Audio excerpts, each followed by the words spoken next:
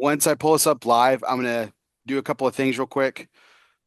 It's gonna be on the Euless Fumar page on Facebook. So if you guys want to share it out on your personals, that would be much obliged.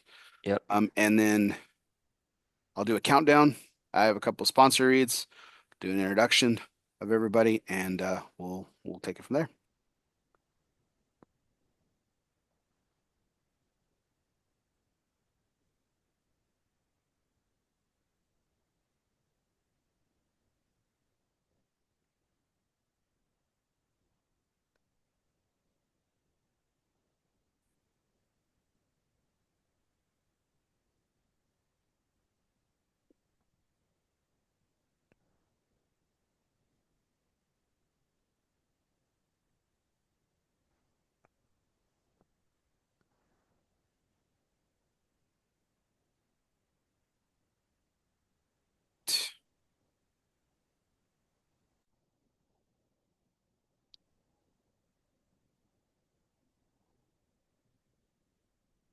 Okay,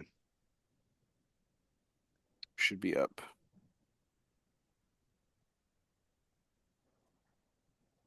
Yep.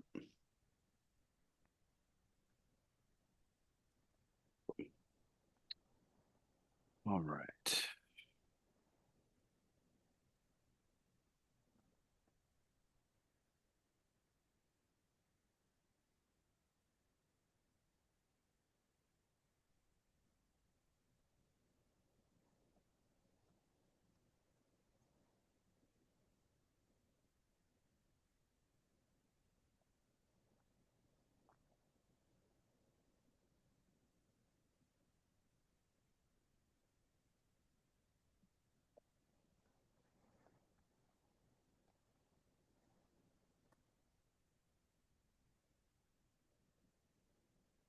All right, everybody.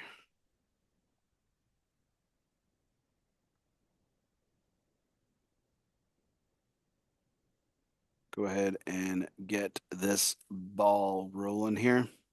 We go ahead and count us down in five, four, three, two, one.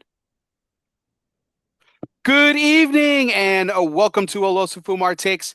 This is our 314th take, live from the Alec Bradley Lone Star Studio of Azle, Texas. I'm your host, Perry Duplessis, as always, and I'm so proud, so pleased, and so privileged to be with you all tonight. This is going to be a fantastic show, a wonderful tribute to one very special and important person, not only in my life, but in the lives of our panelists tonight and the lives of so many people in our wonderful industry. A tribute to a man who is the epitome of the expression that no person in this industry is ever too small, or because everyone makes an amazing impact on so many people when you're part of the premium cigar industry.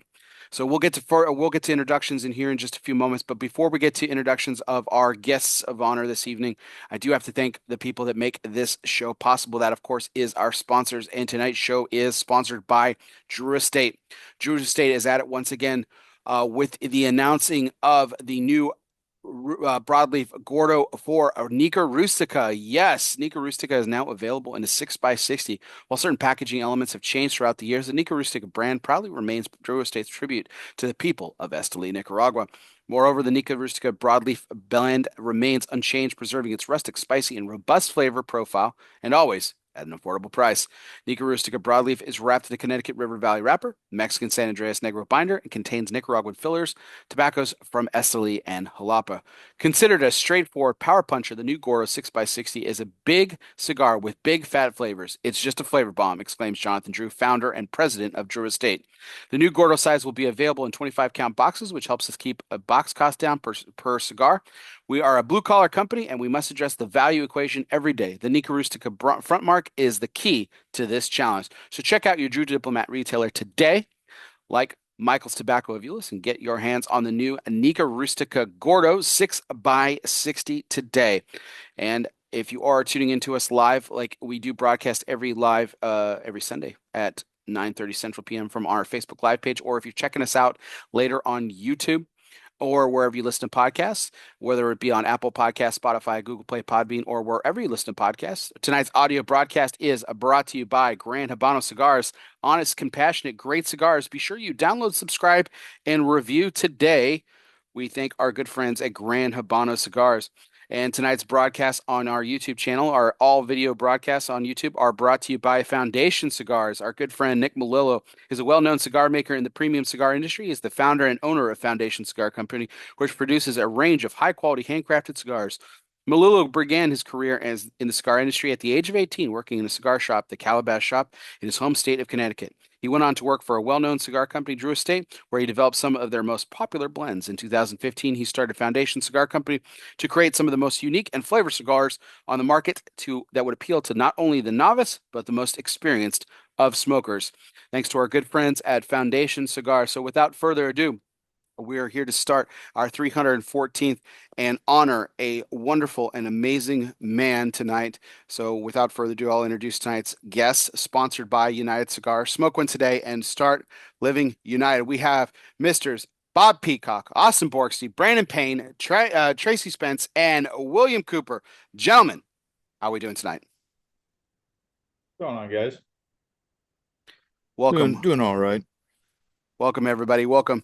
Wanted to thank everyone for joining us tonight. And we've got an amazing show. I've kind of alluded to it just in the introduction and everything, but we are honoring the life of one Charles Michael, or as we've all come to know him, Mike Peacock of Michael's Tobacco. He passed away last month on November 10th after living an amazing life and contributing great to this society. We're honored to have his son Bob and co-owner of Michael's Tobacco with us. And Bob, it's a pleasure to have you here. It's an honor to have you here. And considering everything, thank you so much for joining us tonight. Thanks. It's good to be here. Wasn't a great start to my birthday weekend, but uh we're getting through it. Well, hopefully we'll talk about some good memories, man. Give some good times and talk about that. So, looks like we've got some technical difficulties going on with Brandon and Austin, but they'll be back to join us. But Coop wanted to welcome you as well to the show, and I know that you've had some times and some good times with Mike over the years in various capacities and everything. So, thank you for joining us tonight as well. No, thanks for inviting me. And Bob, my condolences to you and your family. I know it's a tough one. I've been down that road, so um, thank you for doing this. Appreciate it. Brandon Payne, who's the current general manager of Michael's Tobacco and former manager and longtime Michael's Tobacco alum Austin Borgstede are joining us tonight as well. Gentlemen, thank you so much for joining us. Yeah, absolutely. Happy to be here. Happy to be on the podcast on our mic, and shout out to 314 St. Louis area code. So that works. Sounds good. Brandon, thanks for joining us, man. Thanks for having us on, Bear. Yeah. I lost my voice at the Stars game today, so pardon me if I sound rough. It's all good. I know it's been a long weekend for all of us. It was a beautiful service yesterday for Mike and everything. And I wanted to note a couple of things a couple of things that were just wonderfully said and in fact written at the service and everything. I couldn't have put it better myself, leaving behind a legacy of love, humor, and life that he lived to the fullest. Um, uh, Mike had, I would never describe Mike as the jolliest of people, but he had an incredible sense of humor, and I looked forward to all of our conversations because I was always going to find a laugh or two during all of them, which was always great and everything. But before we kick things off, we do always I do have a tradition here on the show, and Bob, it would honor me. I always ask my guests, and I know I have several guests tonight, but I always ask my guests to pick my cigar tonight. And I picked up some cigars at Michael's Tobacco. It would really honor me if you pick my cigar tonight. So I've got a couple of choices for you. Um, one of your father's favorites, the Perdomo Habano, which he started his day off with every day. Um, I've got one of the newest selections from Aladino, the Fuma Noche. The 20th anniversary celebration from Christoph Cigars, the Viente, and I have a the newest intergalactic version from Blackworks Studio, which I also picked up at Michael's. So, Bob, what cigar would you like me to smoke tonight? I will smoke anything you pick.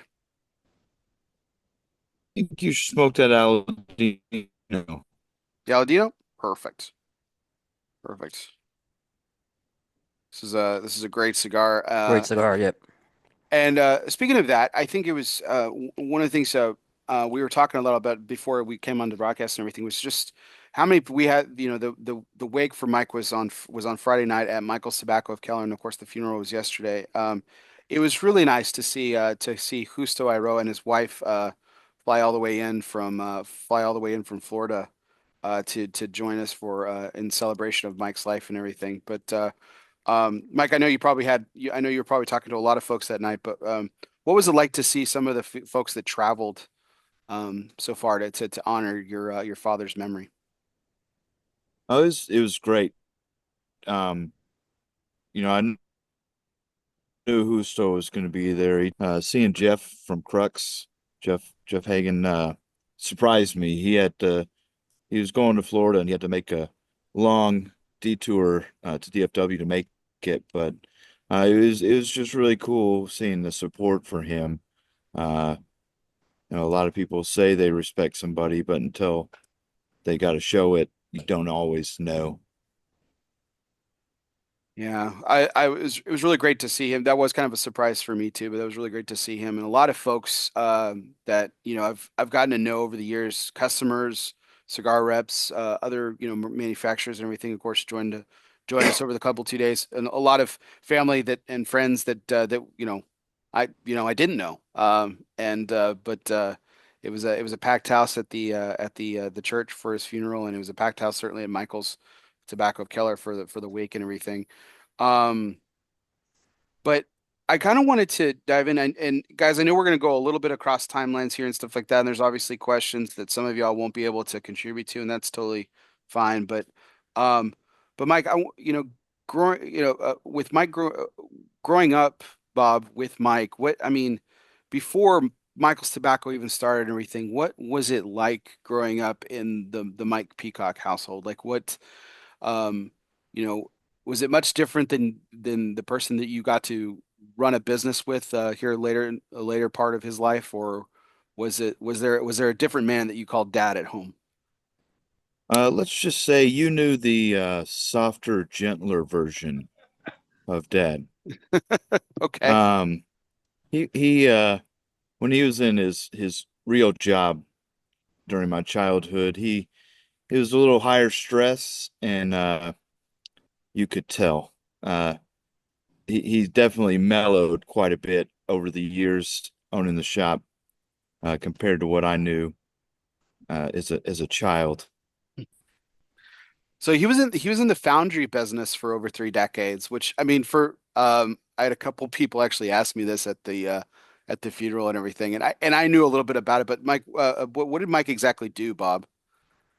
He did it all. So his family owns a foundry in Lubbock. So he started as a teenager pouring steel and bronze into molds. If you ever noticed his hand was all jacked up. He had scarring and his pinky wouldn't straighten. Kept him out of the war, but when he was drafted, but he disabled some of the safeties on one of the big machines and crushed his hand in a steel press. So Oh wow. he did that, and then he got into sales. He was an independent rep in the metal business for a long time. Big contracts, some impellers and pumps to the military, to the Navy, and to oil companies and stuff like that. It it's funny you mentioned his hands. I was described when I was talking about Mike to some folks that either knew him or didn't. I remember the very first time I shook his hand. Um, and he just had the big, it's funny enough to say this, but like he just had the biggest, I mean, bear paws. that I mean I've ever seen on a person. Like I've shaken Leon Cersei's hand of Howard G. Cigars and former NFL player, and Yeah. I think Mike Peacock's hands were bigger than his. And Coop, you've shaken both. What do you think? The firm handshake. I Yeah. remember the firm handshake. Yeah, when Uh, I first and that was a big thing with my family, firm handshakes. So yeah. so I wanted to kind of bring it back to Brandon and Austin here. What were some of your first impressions when you've met Mike for the first time? Because you guys were both like me. You didn't you knew Mike as a customer of Michael's before you guys ended up working, same as I did. What were some of those first impressions for you, Brandon? Well, the hands were definitely impressive. Like, man had huge hands and an even bigger heart. Um, so, but he was intimidating. I think as a customer, I was afraid of him, and I didn't even have a reason to be afraid of him yet. But he definitely he was a presence. I remember one of the first things he ever said to me is, "You might want to ash that cigar before you relight it," because I was going after relighting a cigar, so that's a smash on it. It's like, thanks. Uh, but no, I he was good at making me feel stupid, but he was also good at just just being somebody that you had a lot of respect for. Absolutely. Yeah. Austin, what about you? He was a guy who took I mean you were really young when you came to work for Michael Sabac, which means you came in as a 12 years customer old. even you came into the shop even younger as a customer. I mean I mean you were someone that he pulled under his wing and everything. What were some of those first impressions like? So my path with him is a little interesting as far as like I wasn't necessarily a customer as far as coming to the shop and buying cigars for myself. The first time I ever really talked to Mike, business or just informally or formally, whatever you want to call it. I was actually working for a wine store over in South Lake, a neighboring town of Euless, and I was put in charge of their humidor. It was just a cabinet humidor, nothing impressive.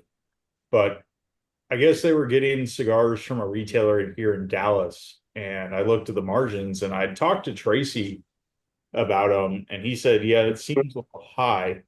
So I went over to go talk to Michael's because I had been in there a couple times, but hadn't had a chance to talk to Mike or anything like that. Because, at the time I was an 18-year-old kid and not important whatsoever. And I think back then my common cigar that I was smoking was the Warlock.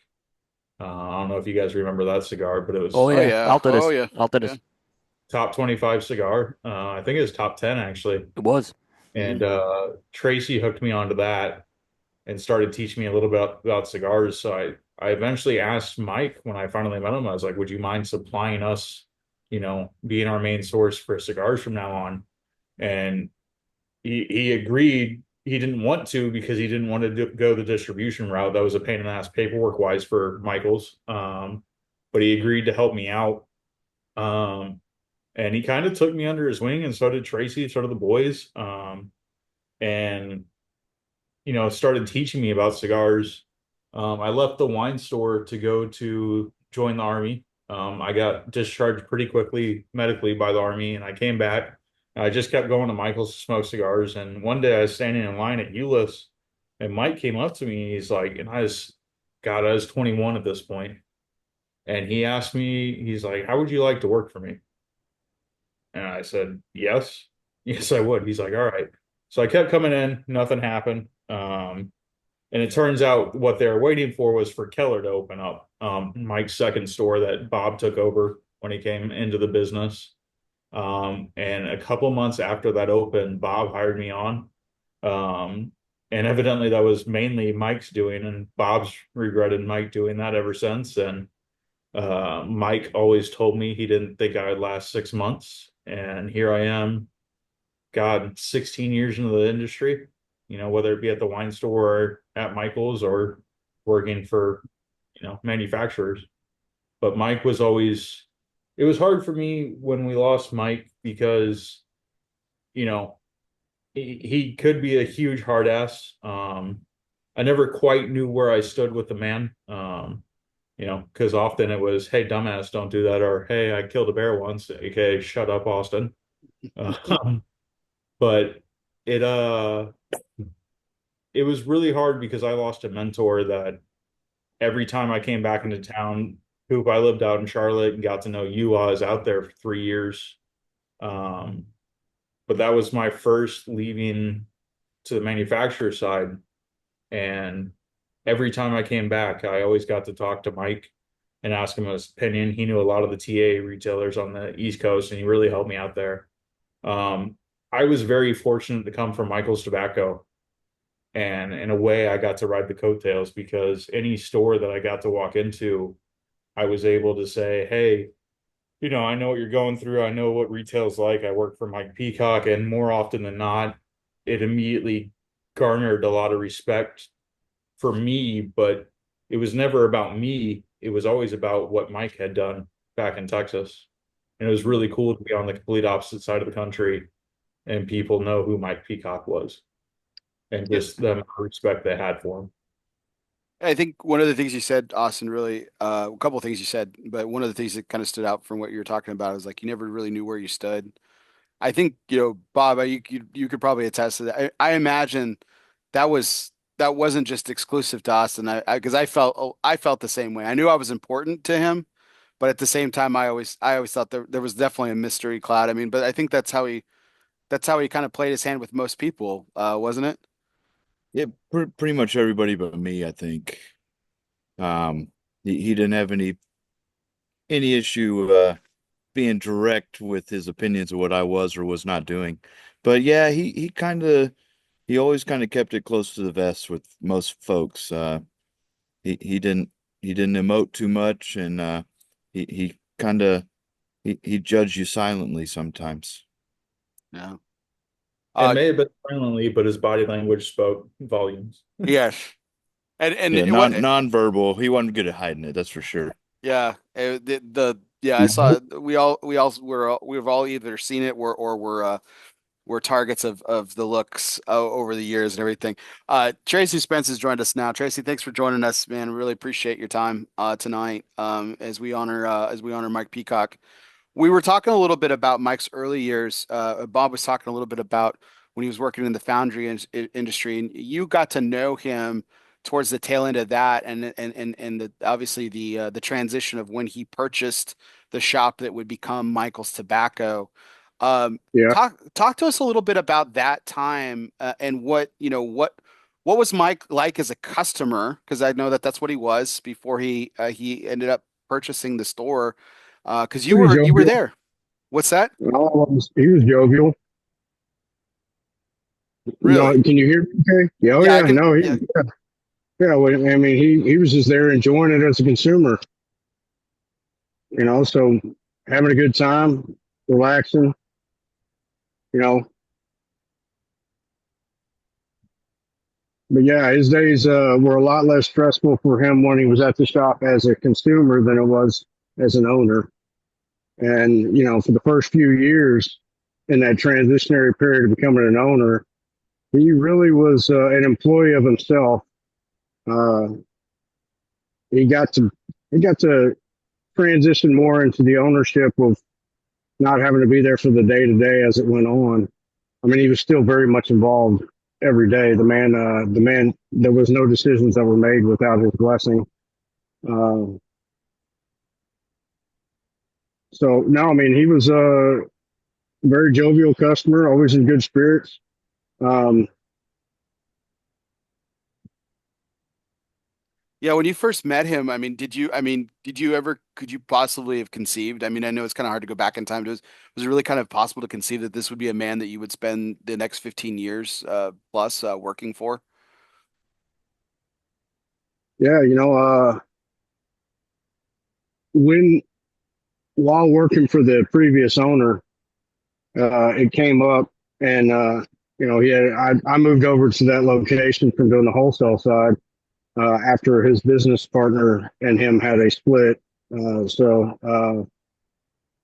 I got to spend quite a bit of time with Mike. If he was in town, he was up there, and as a consumer. And whenever he had asked a couple of questions throughout the time, kind of, I guess, dipping his toe in the water where he would have interest in it or not. And then when the opportunity came up, it was just, I was just one more birdie in his ear saying, "You should do this.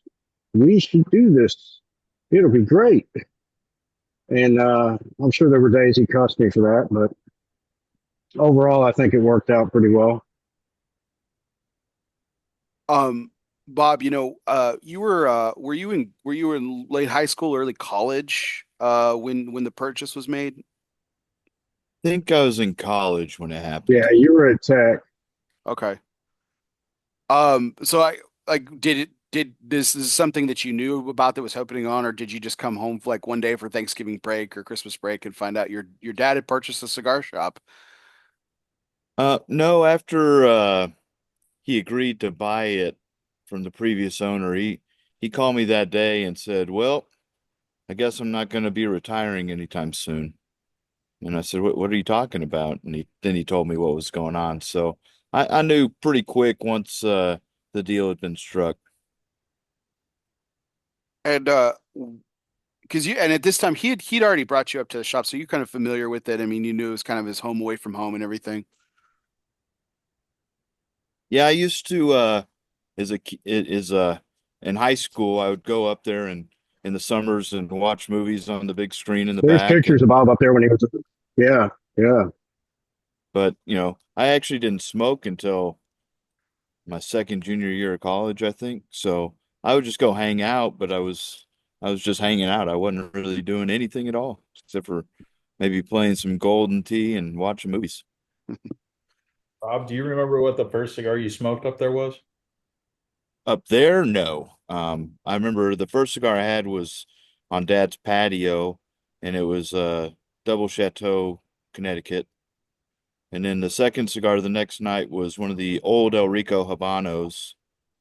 And let's just say I wasn't feeling too good about halfway through. Not the best second cigar for somebody. Yeah. Uh, so I went in, or Mom came out and said, "Hey, it's dinner time." And I said, "I think I need to go lay down." So after I took a short nap and ate, Dad said, "Hey, you want to finish that cigar?" And I said, "No, I think I'm all right." He said, "No, no, no, now that you've eaten, you should be okay. But so let's go finish it." And it was great after that. But yeah, first cigar was Double Chateau, but it was on his patio. I can't tell you what the first cigar I had in the shop was. So, we'll talk about your first. I know you said you remember the handshake and everything, but we'll talk about your first impressions of meeting Mike here. But it was years later. The transition had already happened. I'd worked there for a number of years at this point. Austin been there. Even I think even Brandon started. Bob had started as part of the ownership force. Tracy had been managing it for years at this point. So you kind of saw it post transition and everything. But tell us about your first. I think the four of us would probably would excuse me, the five of us would probably find this really interesting. What was your experience like the first time you ever walked into a Michael's Tobacco? Yeah, I actually met Mike before I walked into Michael's Tobacco. I don't know if you remember that. It was Hmm. actually, um, it was the Davidoff trip. Right. And we actually all met at the airport, and I have a story I'll save for one of your segments on that because I do remember something that's going to come up. And it was a tough time for me, Bear, because that we had met the year before, like 2017. The Davidoff trip was 2018, and at the time when I met you, I was estranged from my father. Okay, my father and I were not talking. I think you remember that. Yeah. But before that Davidoff trip, we had reconciled, and it there were two people on that Davidoff trip that really stood out to me because I had not yet seen my father face to face since we had reconciled, but I had seen him shortly after that trip. Um, it was late Phil Siegel and Mike Peacock, who they were two fathers, and I kind of I really regretted that falling out my dad and I had, right, and but I saw those two guys, and there were qualities that I saw that, I kind of was able to relate back to my own dad with that. And at the same time, from the conversations I had with Mike, and we had some really good conversations, whether it was at Casa de Campo or at the hotel before then. Mhm. It helped me to kind of, now that I have kids of my own, how to be a better parent to them and looking at the example that they was setting. And yeah, the firm handshake is something I always remember, right? And if when I meet someone, it's a firm handshake. So that made the impression immediately on me. To say, that's I connect with a firm handshake, and there was some really, I know we had some really good like industry talk type things too on that trip as well. And I had incredible respect for what the retail community can bring, just from meeting other retailers certainly on that trip. So it was, that trip was very memorable for us there. Yeah. And I believe Mike was we did those, remember we did those group blends? Yeah. I believe Mike was in my group Yeah. with this. Me and Mike were in the same group. That's We were correct. in the same group. So this is the cigar that I have that was blended. And I gave this cigar to my dad when I saw him face to face about a month and a half, 2 months later. I gave this cigar to my dad because like I said, that trip, it helped me bring peace to what I needed to do at that time. Um, and my dad, who doesn't smoke a lot of cigars, he did smoke this cigar, and it was a little strong for him, but he smoked it. He went through it. So, but I wanted it kind of, so it was a healing. I had a big time of healing with that trip as well. And Mike also, I'll say, he gifted me something very special after that trip that was incredibly generous, a particular cigar, and I'll never forget that. That was just, I didn't expect that coming, and all of a sudden this cigar arrives, and it was a very, very special cigar, and I was just very grateful for it. You mentioned about, the influence that he had on repairing your own relationship with your own father. And I think, I don't want to speak for everybody here, but I know enough about it. Obviously Bob, he was your actual father, but in a lot of ways he was not only just a mentor to me, there was a father-like figure in him as well too for the time that I worked for him. He commanded such great respect, and the wisdom that he passed on along to me over the years, was incredibly sage, and it was always worth listening to. I made a post on Facebook after his passing, and I said that there was always a great satisfaction of doing a good job for him, because there was, if he ever asked you, or just ever expected me to do something, I wanted to get it done. And it wasn't, out of anything other than just the amount of respect that I had for him. So I took great satisfaction in doing it Mike's way.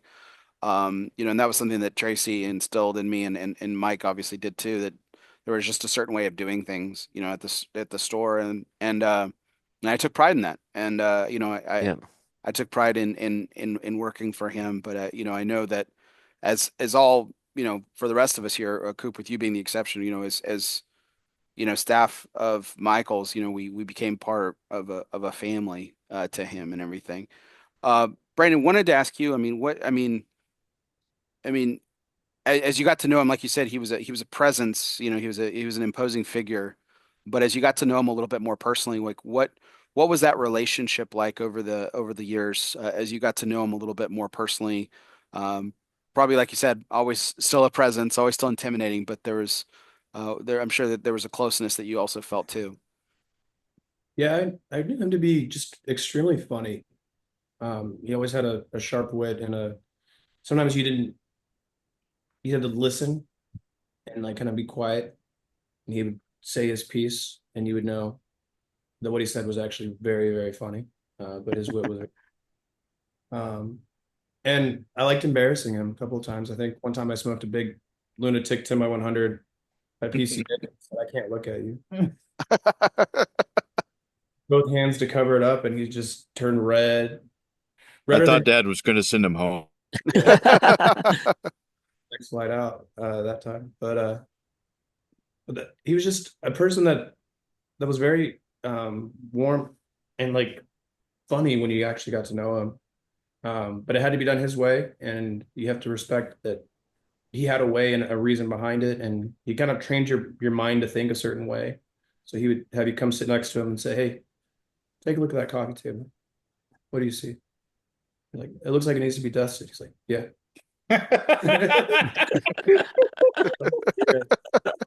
You're like, "Hey, come look at this DuPont case from where I'm sitting. What do you think about that?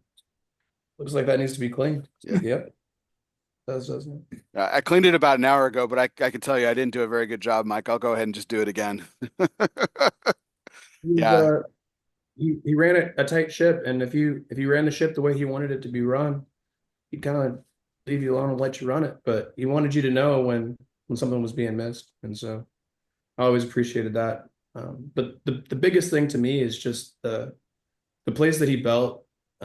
This shop has been more than just a place of employment for me. This has been a source of very dear friendships. Austin, for one, you, Tracy, Bob, all the staff has ever been here, and most of the customers. But it's just one of those things where without this place, I wouldn't have my wife, I wouldn't have my life, I wouldn't be where I am today if it wasn't for this place. And so I'm just eternally grateful for it, and I love it more than I could possibly love anything. And it's one of those things that Friday night was a really special night, seeing, I think we counted 13 or 14 former staff members that showed up to pay their respects and to be a part of the family. And it was just kind of a magical experience, just seeing everybody again. And I just have a lot of love for the community that's been built, and the joy that's been shared inside of these walls. And I'm grateful to be a part of preserving that and keeping it going. So Absolutely. You know, Austin, you were kind of remarking earlier, like he liked to make you the butt of jokes and stuff too. But I mean, what was it about his sense of humor that you appreciated? Oh man, he's just always great. I mean, we've all heard staff members, customers say some silly slash bordering ridiculous things, and Mike would always, whisper his thoughts underneath his breath, and if you were lucky enough to be close enough to hear him, you would pretty much always walk away laughing your ass off. So he like Brandon said, he was always quick with it, man. With me, Bob said that I came to work for him when I was 12. I don't know if Mike ever saw me as anything different than 12. I will say I can remember the times where Mike would say, "I appreciate you," or "Hey man, thanks." And that was some of the most special moments that I'll ever have in my career. From somebody like Mike, it meant so much. And I've had a few bosses now since then, and nobody was more of family. Nobody was more of a father figure. Nobody's been more of a mentor than Mike. But yeah, I was very, very fortunate to get to know him for, what's it been, 15 years now. But yeah, his sense of humor was spectacular, and always made you laugh your ass off. With me, it wasn't so much laughing as it was, God, I'm stupid, when I walked away from it. Tracy, you shared a lot of funny moments that you retold countless times that I can recall, to customers, to staff, some really good stories, really funny stories with Mike. I know I'm kind of putting you on the spot, man, but I mean, if you can recall one of your favorite like stories involving humor with Mike, I'd love for you to share it with us. Yeah, well, there was two of them, but two that really stood out over the years. One was midnight mass.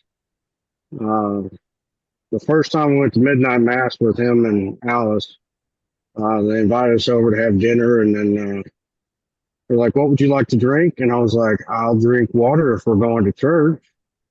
And he's like, "Don't be ridiculous. Everybody's going to be shit faced there."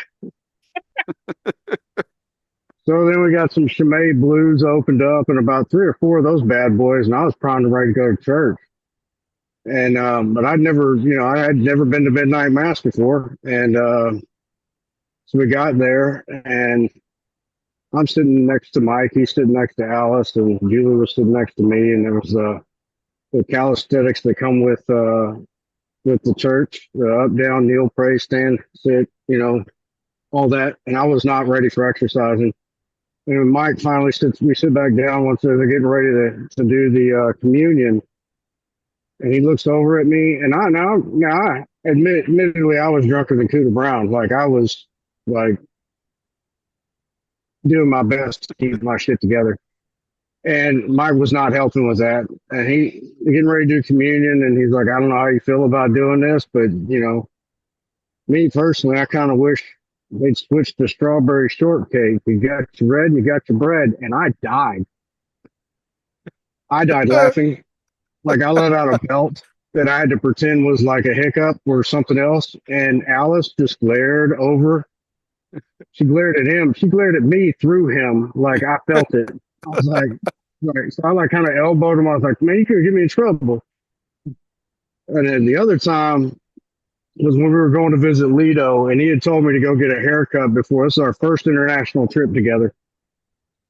And he says, hey, we're going to go visit Lido. And, but I don't feel comfortable with going to a third world country where neither one of us are particularly keen on the lingo, and you look like a drug lord.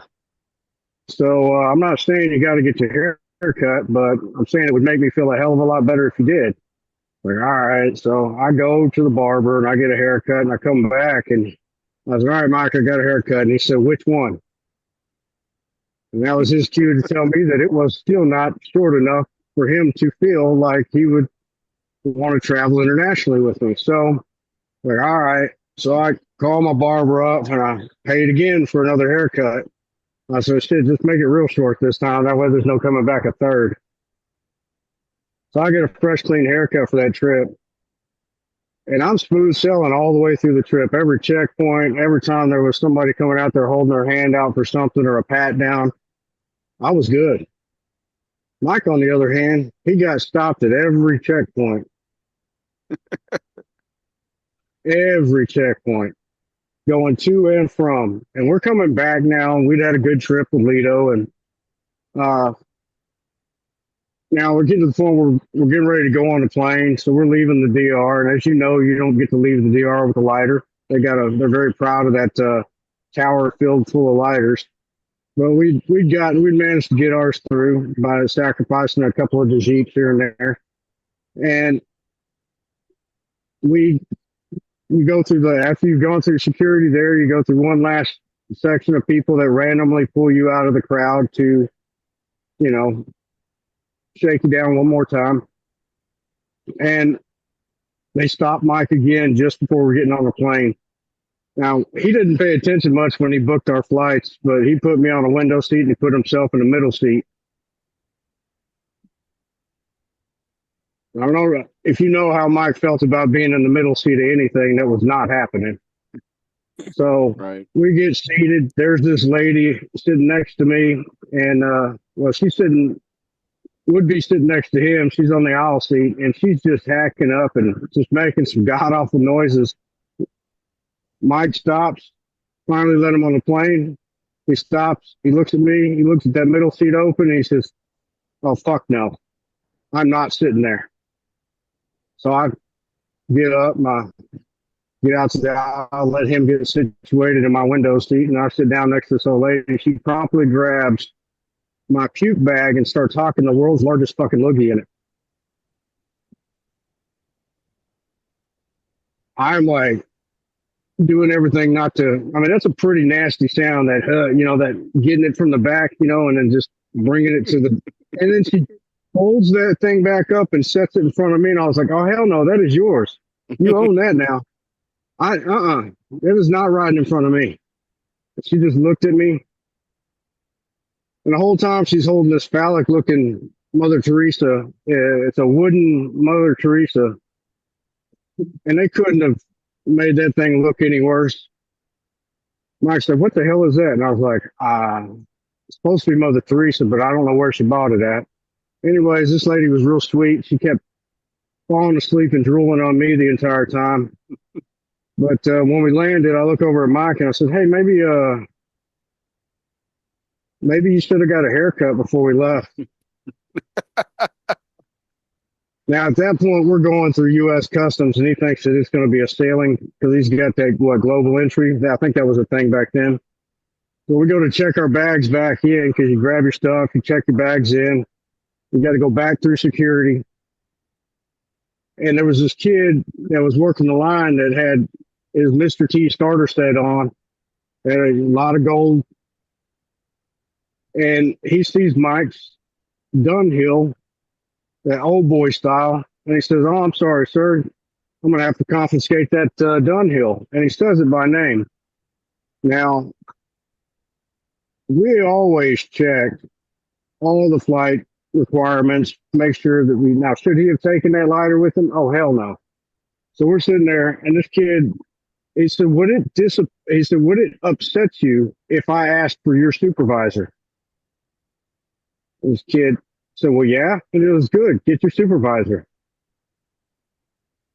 So we're standing there, and this time I'm behind him while he's going through all this. And gets supervisor over, says, "That's the stop lane. What's the problem?" He goes, "Oh, we've got more than one lighter." So Mike literally tosses him a Dajit and says, "Enjoy it." Grabs his shit and walks right past them, and they're not done talking with him.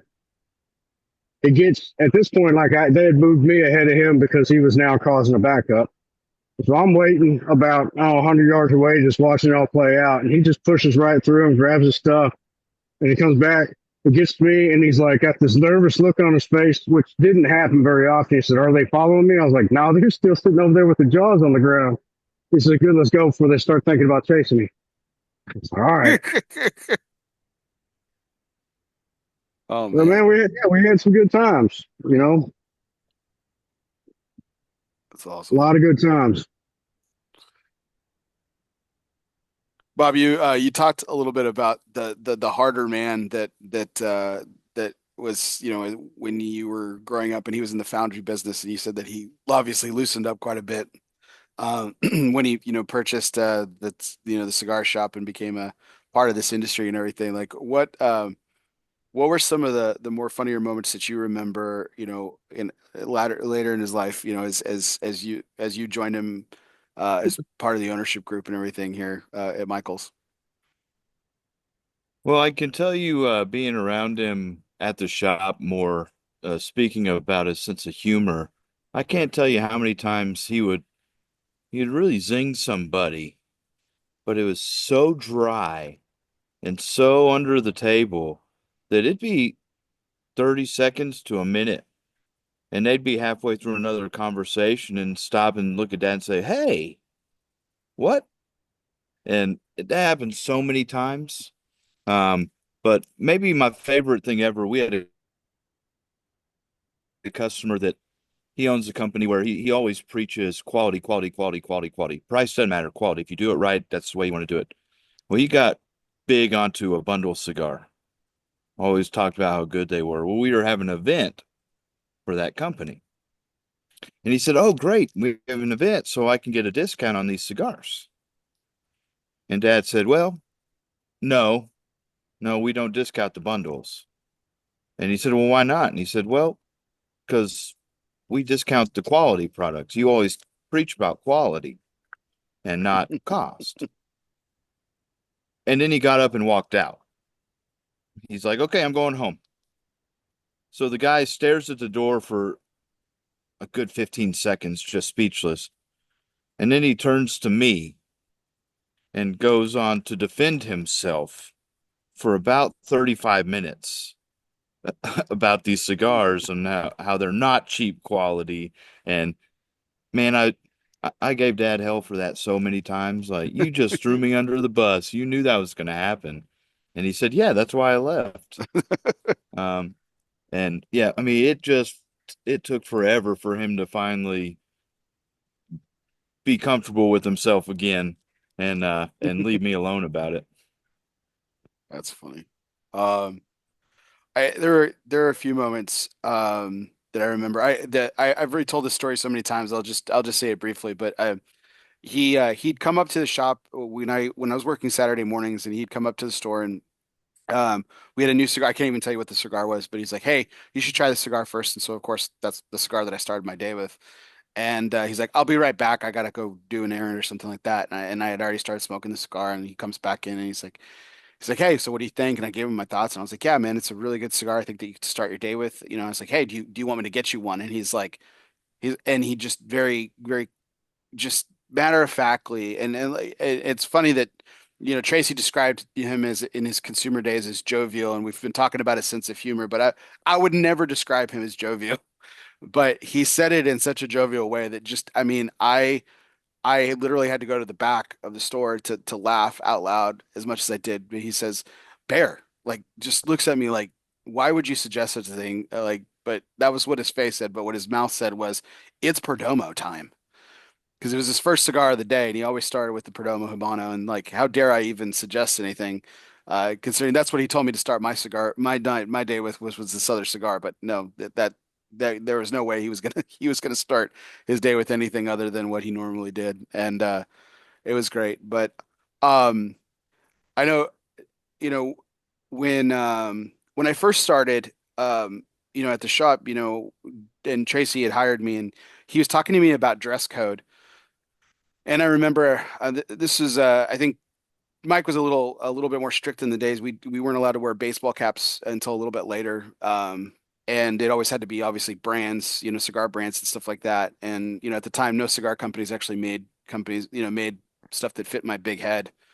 Um, but I asked him if I could wear a newsboy cap, and Tracy called them. Tracy said, "Well, Mike will probably give you a lot of shit, and a lot of people will give you a lot of shit for it." And call them. What was it, Tracy? What are they called? Oh, yeah, they were always called a cocksucker hat. Cocksucker hat. Okay, so Yep. um, I'm here to tell you that I don't know, Tracy, if you and Mike actually liked me so much, and put the word out, um, but you and Mike telling me for the first time that people will probably call me a cocksucker for wearing that hat, um, were the only two times that was ever mentioned to me. Not one customer ever said anything to me about it, and you guys never repeated it. So I don't know if you guys said something or not. I'd like to think that that's what I was happened. just warning you what Mike was going to tell you it was Yeah, called. yeah, but Mike said it to me once. He said that people would probably say that, and then that was it. And then I never heard it again. And so I'd like to think that like that you guys like said don't ever say anything about Bears hats or something. But it was Not one of at those all. funny You things. looked into that one. What's that? I said, not at all. You looked into that one. Yeah, I guess so. I'll take it. But um but on those Saturday mornings that I got to spend with him, there was a lot of, we didn't have a lot of long conversations. We had several short conversations, but every time that he spoke, I always listened, and he taught me a lot about listening, over those years, and I really enjoyed the brief kind of sage advice that he would always give. Um, and one of my favorite moments with him, and Coop actually talked about this a second ago when we were on a Davidoff trip together, and I happened to be going as part of media with Coop, and Mike just happened to be going down as, an appointed merchant. And so it was really great to experience a lot of that stuff with him. And we did those cigars together, the blending Yep. session. And he he said, "Hey, when we get back, um, why don't you come up to the shop on one of your days off?" And he's like, "Why don't we share this together?" Um, and I did. And it was a really wonderful moment. And I'm stepping on a Remember that. segment from later, but it was a beautiful moment. And I mean, we didn't really talk through it. We just sat there, smoked the cigar that we had chosen during this blending session together, and it was really, really, really fantastic. And so that kind of bleeds us into our asylum segment, which is we always call as our moment of refuge. Refuge is more than just a physical place; it can be a state of mind. Some of life's greatest reflections can be found in our own personal asylum. Moments like these were made for asylum cigars. So light up an asylum and choose your refuge. Um, that was probably one of the most memorable cigar smoking experiences I ever had with him. And I had I had the good fortune to have a few. Um, he gifted me his last Tatuaje Anarchy. Austin and I were talking about that pre-show. But Austin, what was, did you have any cigar smoking moments with Mike over the years? Maybe it was just you and he. Maybe it was a cigar he gifted you. Um, what moments stand out for you? Yeah, there was a couple, and oddly enough, they were both surrounded by power outage moments um, over in Keller, which isn't very often. I think it only happened 3 times while I worked here. Um, but there was one night where it was getting pretty late in the night. I think it was around 9 o'clock, and our power shut off. And we have the power backup system, or we did have the power backup system for the computers, so we had to close everybody out. Obviously, with the regulars that you don't know, you kind of have to get rid of them because you don't know when power's going back on, and it's too late in the night to even try to stay open. And but the regulars you do know, the Hibbards, Timmons, Leckies, Brandon was part of it. Um, Mike decided to come up to the shop, but they hung around with me. Um, we're all sitting there in the dark up in the front where Brandon and I are actually sitting right now. And Mike comes up and we're all smoking. And the first thing he does when comes in the door, he's just like, "All right, what's everybody drinking?" And we're like, everybody gave him his orders. Mike goes back to the bar in the black and puts on a flashlight and starts pouring drinks for everybody. And he asked me what I want. And I was like, "No, Mike, I'm good. I'm on the clock." He's like, "The fuck you are?" It's like, "What are you drinking?" I think he poured me a Shannon Red from back in the day. But the other, and it's kind of a funny moment, Kevin and I were working during a blackout. Same thing. Late in the night, we kicked everybody out that night. And Kevin and I still have the picture of Kevin and I. We decided, well, we got to be up here, see if the power comes back on. Got to be up here for a while, we guess. So might as well grab some drinks. So Kevin comes back with a bottle of Balvenie 21. Bob, you didn't hear this. And we're drinking Balvenie 21. And we see Mike's, I don't know if it was a Tahoe at the moment or if his F-250, but we see his headlights pull up and start to park. I have never grabbed a bottle and 2 glasses and run them back to the back quicker than I did that night. So fearful for my job that I was gonna get fired. But Mike sat with us for a while. Kevin had to go home, and Mike's like, "Go ahead and go home." And I was like, "No, I'll sit here with you until the power comes back on." And Mike looked at me with a very stern face after me saying no about 5 times and said, "Get the fuck out of here." And I said, "Yes, sir," and left. So, no, there's more times than that. Most of them were sitting up with him in the evenings before anybody got to Euless, and just being able to sit there and honestly, a lot of times we didn't really talk. Um, but if we did, it was always short and sweet, kind of like what you were saying earlier, and it was always direct and to the point. But it was always solid life advice. Like he never he never wasted words with me. Everything that he said had a meaning and it had a purpose. And yeah, it always hit home. There was never any like small talk with Mike. Yeah. I think I tried that on one Saturday shift after a few weeks of working Saturday shifts. I tried small talking with him and it didn't really go anywhere. I was like, okay, that was the last time I'll ever do that again.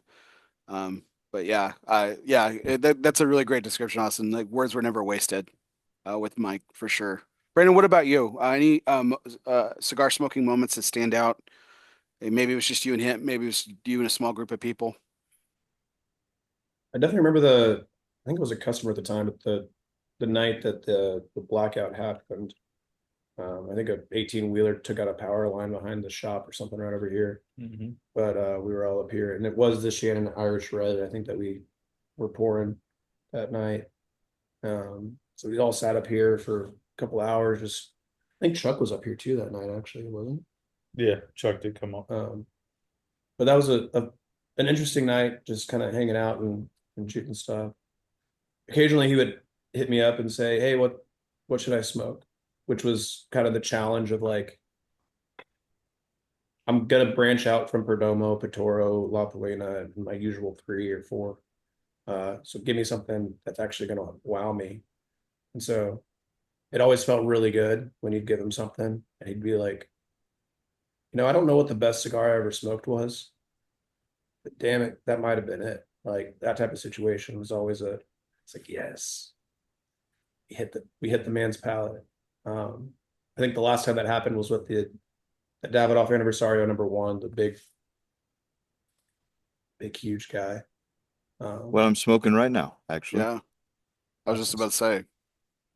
But yeah, he loved that thing, and then he would turn around and he would sell the mess out of it. So he was a salesman at heart. So he'd be smoking it, and he'd say, "Yeah, I know Tom Hobbs doesn't usually smoke stuff at that price point, but he should smoke this because of how good it is. And so let's get him to smoke." And he would do it. Somebody came in looking for a gift for somebody, and it was a special occasion. Mike's getting up and he's selling them a DuPont, and it might be a line too, just to show everybody that it can be done, and you just got to put in the work to do it. And if you don't put it on the table and put it in their hands, they're never going to buy it. So you gotta try.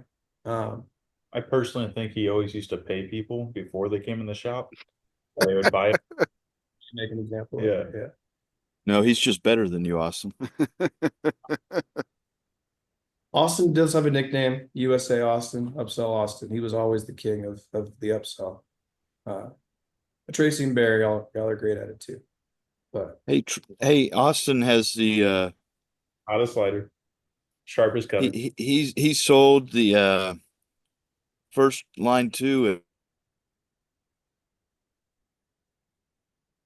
So since Bob paused the story, Keller the next day. yeah, I sold the first ever line 2 at Keller, and the next day I had the first ever return line 2 at Keller. Story was You can't really sell those to really drunk guys. They don't tend to enjoy it the next day. I still maintain that Randy wasn't drunk that night, and his wife just saw the credit card bill and got a little upset and made him take it back. We'll agree to disagree. I talked to the bartender. Group, what about you? I know there are moments where as many as some the rest of us in this room and everything, but is there a moment where you shared a cigar with Mike over the years, maybe with other Yeah, folks? yeah, I think it goes back to the Davidoff trip, and we had that long bus ride. Remember, like the Uh-huh. 7 hour bus Yeah. ride to Casa de Campo from Santiago, and we got to Casa de Campo, and if you remember, there was like this. I guess it was like this patio area, and there was like an outdoor bar, and I believe it was um Al- Alberto. He brought Mhm. out some cigar. Oh no, it was Rich. It was Rich Kruchak who brought out some cigars, and they were the Grand Crus. And I think what I do remember is you, me, and Mike all had a Grand Cru on that patio, and it was kind of like me and you. I think forgot about especially me. I kind of forgot about how good the Grand Cru was. Mhm. And I just remember we were just all smoking and we were relaxing. It was early evening, um, before things happened. But I just remember it was a very serene moment because that bus ride was like the bus ride from hell. You remember there was the 2 acquisitions I'm trying to work on Yeah. for the website. We got there and it was like this Grand Crew. You talk about like this whole asylum moment. It was just a great relaxing moment. The 3 of us having that cigar at that point in time at Casa de Campo for sure. Yeah. I don't think a word was really exchanged between the three of us, but yeah, That's what I was gonna say. But yeah. we were just all like, there was a moment like, and I think I said, Barry, I haven't. These Grand Crus are just smoking great. This saying, and Yeah. I hadn't smoked them in a while. So yeah, Yeah, that when we got on the bus, they said it would take us 3 to 4 hours, and we were 3 to 4 hours in the bus ride, and they were like, we're about 3 to 4 hours out. And it's like, and every time you asked, it was still 3 to 4 hours, and it was just like unbelievable how long that bus ride took. and I think Mike thought I was crazy because remember that was the day that Quality Importers acquired Zycar, and also CI acquired Thompson. And I'm trying, I think, remember, I'm trying to use the shoestring internet that's on the bus. And Hmm. and I think Mike, like, thought I was nuts. I think he just thought, like, what is this guy doing?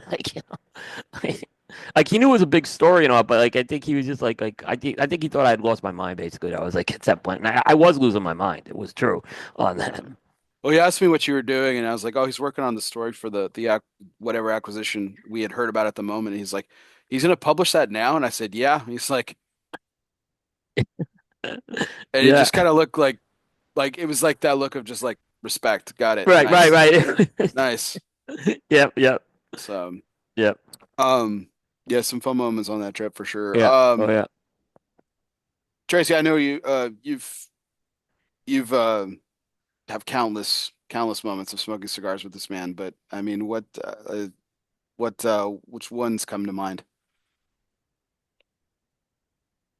Uh, when we were on that trip, man, we were in Lito's office, and we had just got back from the farms, and we're back in his office, and we were going to check on he just got done talking about the fact that all these years he had been trying to acquire Pelo de Oro seeds, and he finally did, and that they had grown this tobacco, and it was still very young. It was 17 months old at the time, and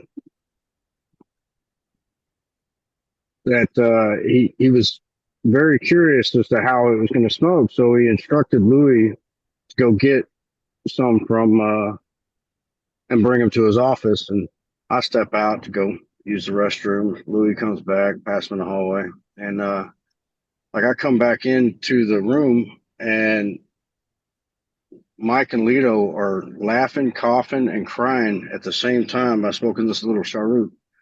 And Lito's like, it's too fucking strong. It's just too fucking strong. And Mike's like, it's got a purpose. And I come back in, and Louis is sitting over in the corner just inhaling this cigar like it ain't shit. I look over at Louis and I look over at them. I was like, what did I miss? Louis says, I can't handle shit. The only thing that man said the entire time in English. And so Mike hands me one, and he says, run that through your nose. I'm like, all right. So I light it up. It's just a little cheroot, all Pelo de Oro. And I sit down in my chair, and I just remember like just kind of slinking down in that chair as I'm letting it out, going, damn, that that's got some. Took a nice inhale off of it, and I was like, that right there it's got some potency to it. So I'm joking with Lito. I'm like, I need some of this. I need a whole bunch of this. Like. So he was gracious enough to send Mike and I with a bundle of them, which you guys know it as the Get Low, which Yeah. became the NAS. But that moment, they were sitting there just puffing on the cigar. It was one of the most genuinely hilarious moments when testing tobacco, because again, at that moment, I don't know if you remember the speeches that Lito gave when we launched the NAS, but they weren't none too polite about the cigar or its smokers. But we came back, and I remember I gave one to Ryan, and I said, "Hey, I'll be right back. I got to hit the head. This cigar comes with instructions. Don't light it up yet." Of course, Ryan didn't listen, so I come out of the restroom, and I walk back up there, and he's got it in his hand. He's like leaning over the counter. He's like, "Why didn't you warn me? Why didn't you warn me?" I was like, "I told you not to light it. I was going to tell you more about it." So we did that with a couple other folks, and we decided that it's something we really just needed to have.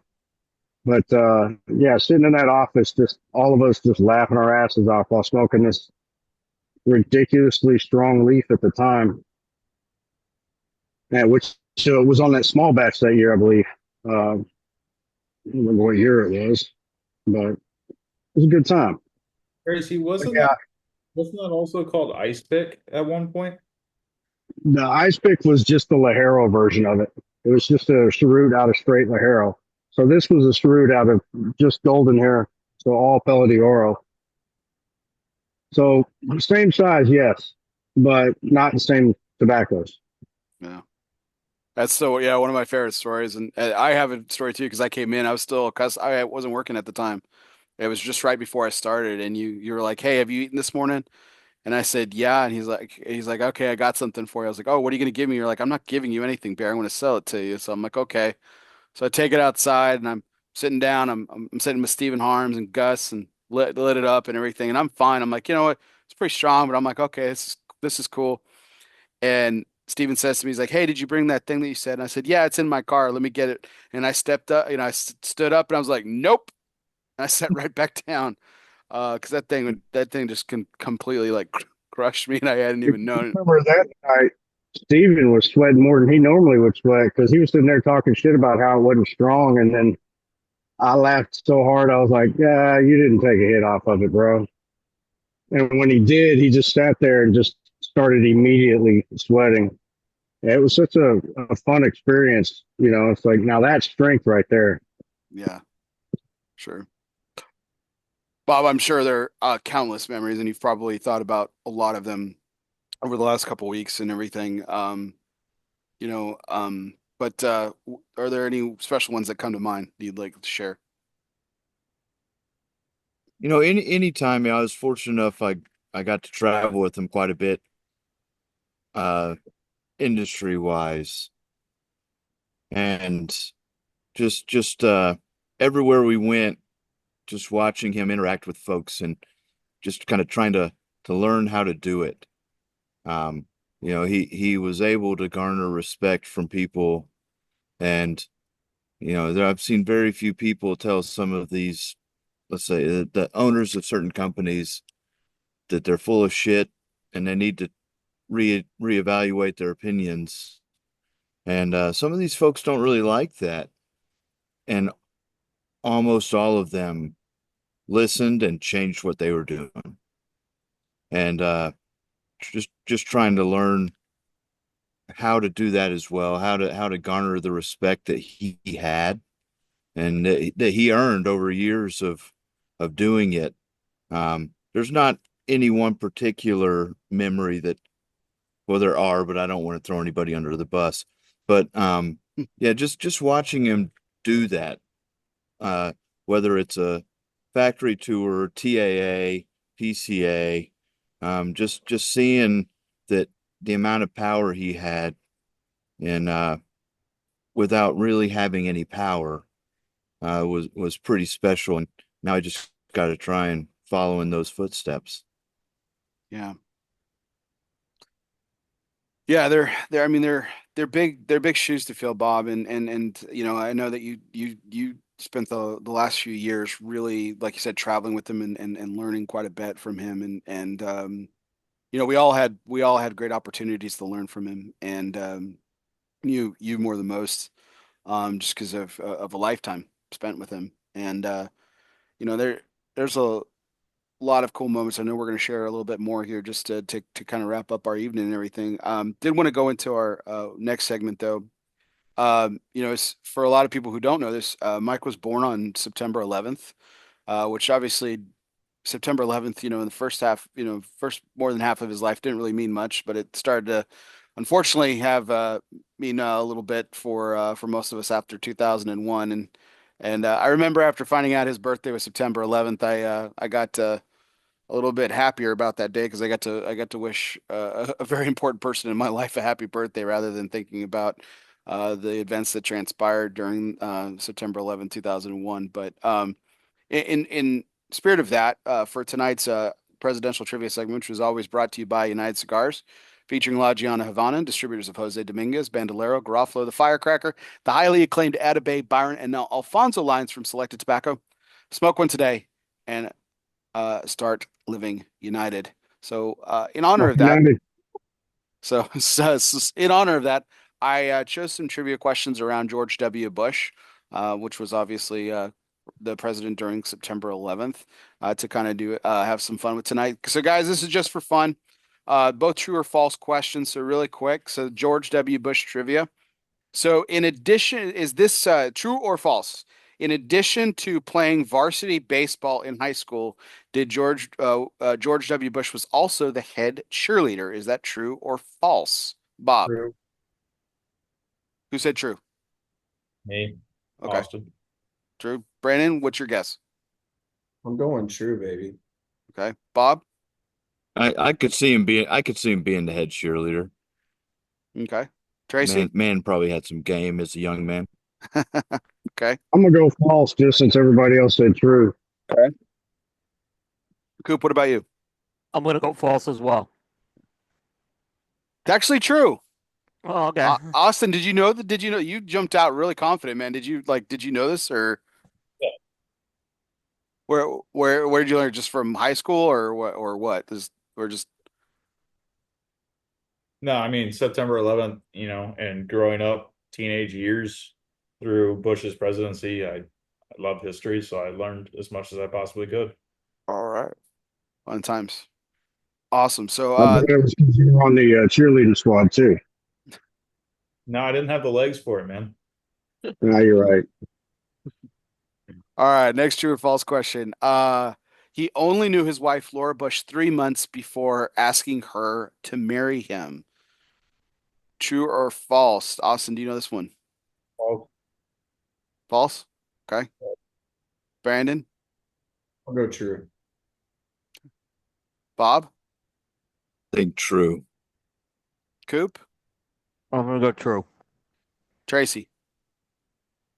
I go with true as well. It actually is true as well. Yeah, he had just met her when he asked her to marry, and when they got married, they actually only knew each other 5 months. So they got married about 2 months after he proposed. So pretty quick turnaround. Bonus points. Does anyone know actually what where they met? A&M College Or Station. No, it was a barbecue, a neighborhood barbecue of all things. So, yeah, he this is actually a barbecue that where he decided that he wanted to run for political office for the first time, which he actually lost. He was trying to run for Congress, uh, believe it or not, and lost his first political election. So pretty cool little trivia bit about it. This is where I also like to talk about our charity kind of segment alongside with this.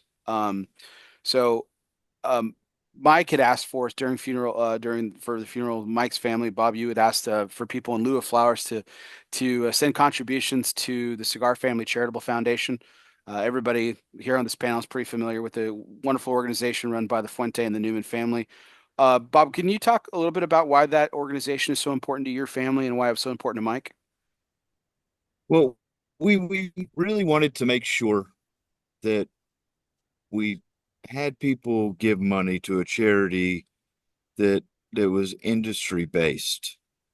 We looked at Drew Estates years ago worked with a charity called Techa that builds homes for people in Hmm. that in places where they're using cardboard boxes and palm leaves. And due to certain issues with the Nicaraguan government right now, Techa has pulled out of Nicaragua. So we wanted to make sure we kept it, in the family, if you will. And we've always been that's always been important to us. Our cigar boxes, we don't pocket the money. We donate to an orphanage in El Salvador. We've always been big on that. But since the cigars were so important in our lives, we wanted to make sure it was going somewhere where we knew it would help people in a region that cigars were important.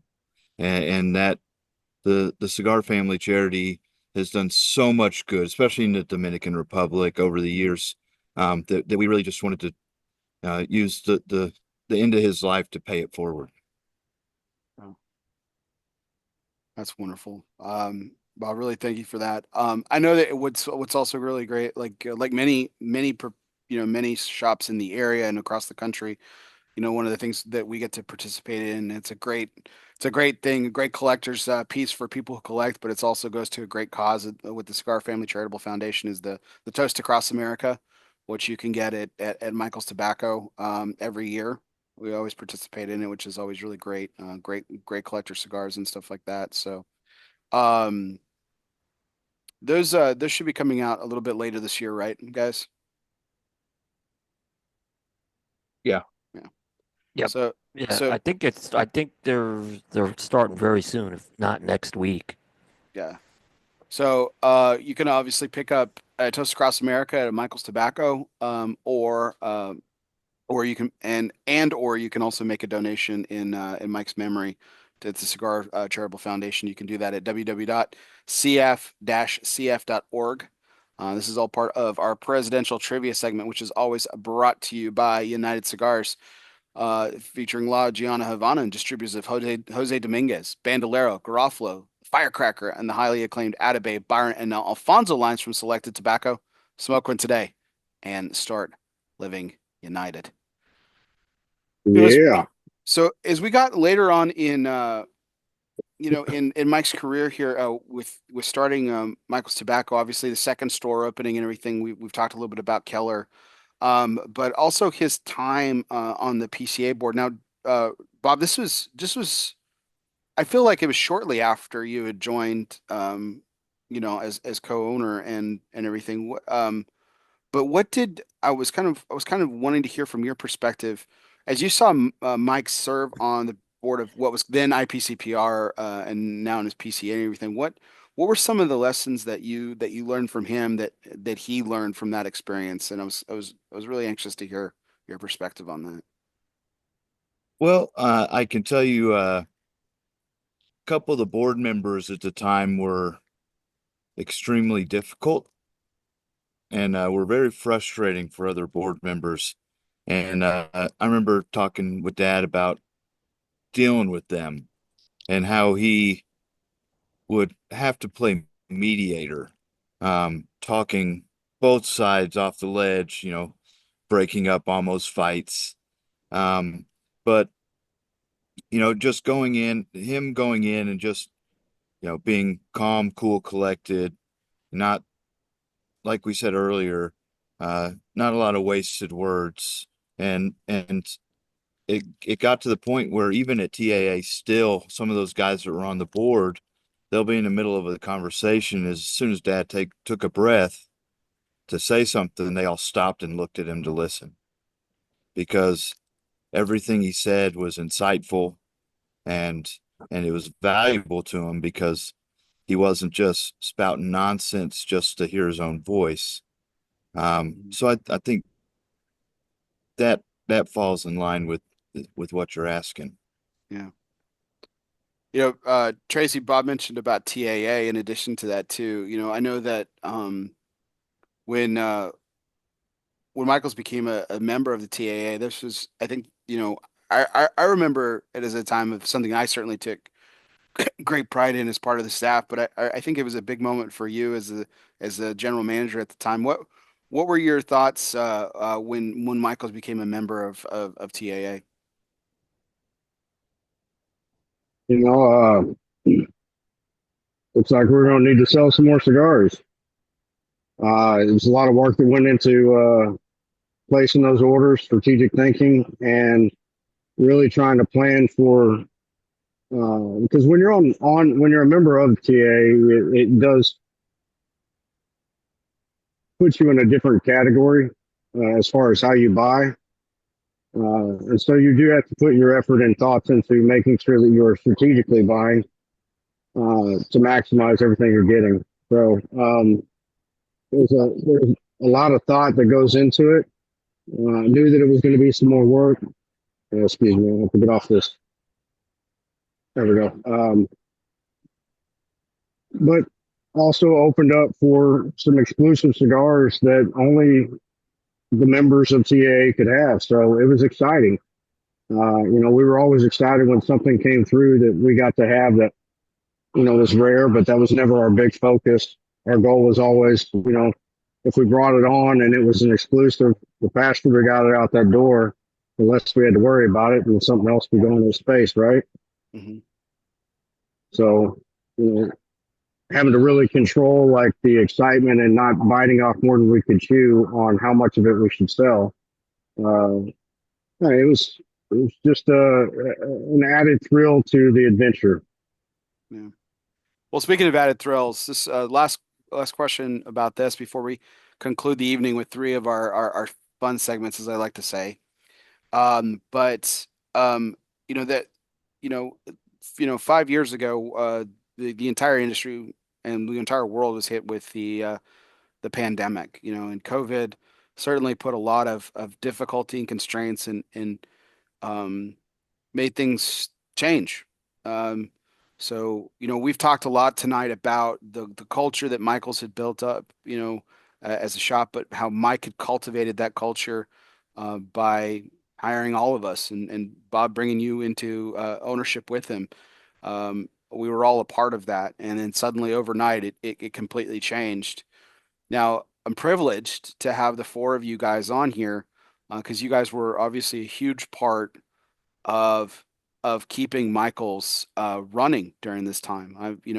Fortunately, I was furloughed along with most of the other staff, and but the four of you guys kept it. Now, um, Bob, I know he obviously with you and Tracy really strategized about what some of those first steps were like, but this was an overnight thing. What were some of those initial conversations, Bob, like when now, the cigar shop culture that you guys had built, that we had all built, helped build over the years, suddenly changed overnight. What were some of those first conversations like with your dad? Well, there was obviously worry. Nobody knew how bad it was going to get, how bad the restrictions were going to be.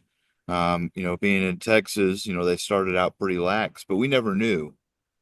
Um, so we had to make sure we kept guys that, well, you were different because you had a real job, you had somewhere Yeah, else to fall back for, but we wanted to make sure it was the guys that knew the humidor, moved a lot, always moving, always shaking. Because, when we were doing curbside only for COVID, we were straight sprinting for back and forth from cars. If you have a difficult customer in a humidor, imagine it in a car. Take them out 40 cigars and they tell you to go back and pick 40 different ones. So we wanted to make sure we had uh, guys that were hyper knowledgeable, which we've always been very fortunate. Our staff members have always been incredibly knowledgeable. We hire around that, but just guys that were workers, and because we didn't know if we were going to be able to keep four, two, six. We just had no idea.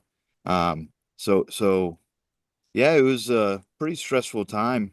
We were fortunate being in a very conservative state that we didn't have to, and a conservative county, we didn't have to be too crazy, but we had to make sure we had guys that moved fast and moved efficiently, but still were able to make sales, upsell Austin, to people that couldn't walk into the store.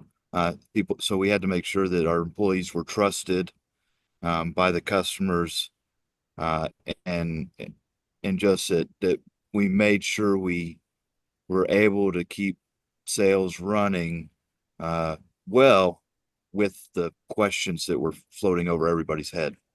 yeah. Tracy, yeah, I mean, you never took a day off, and like Bob and Mike and everything.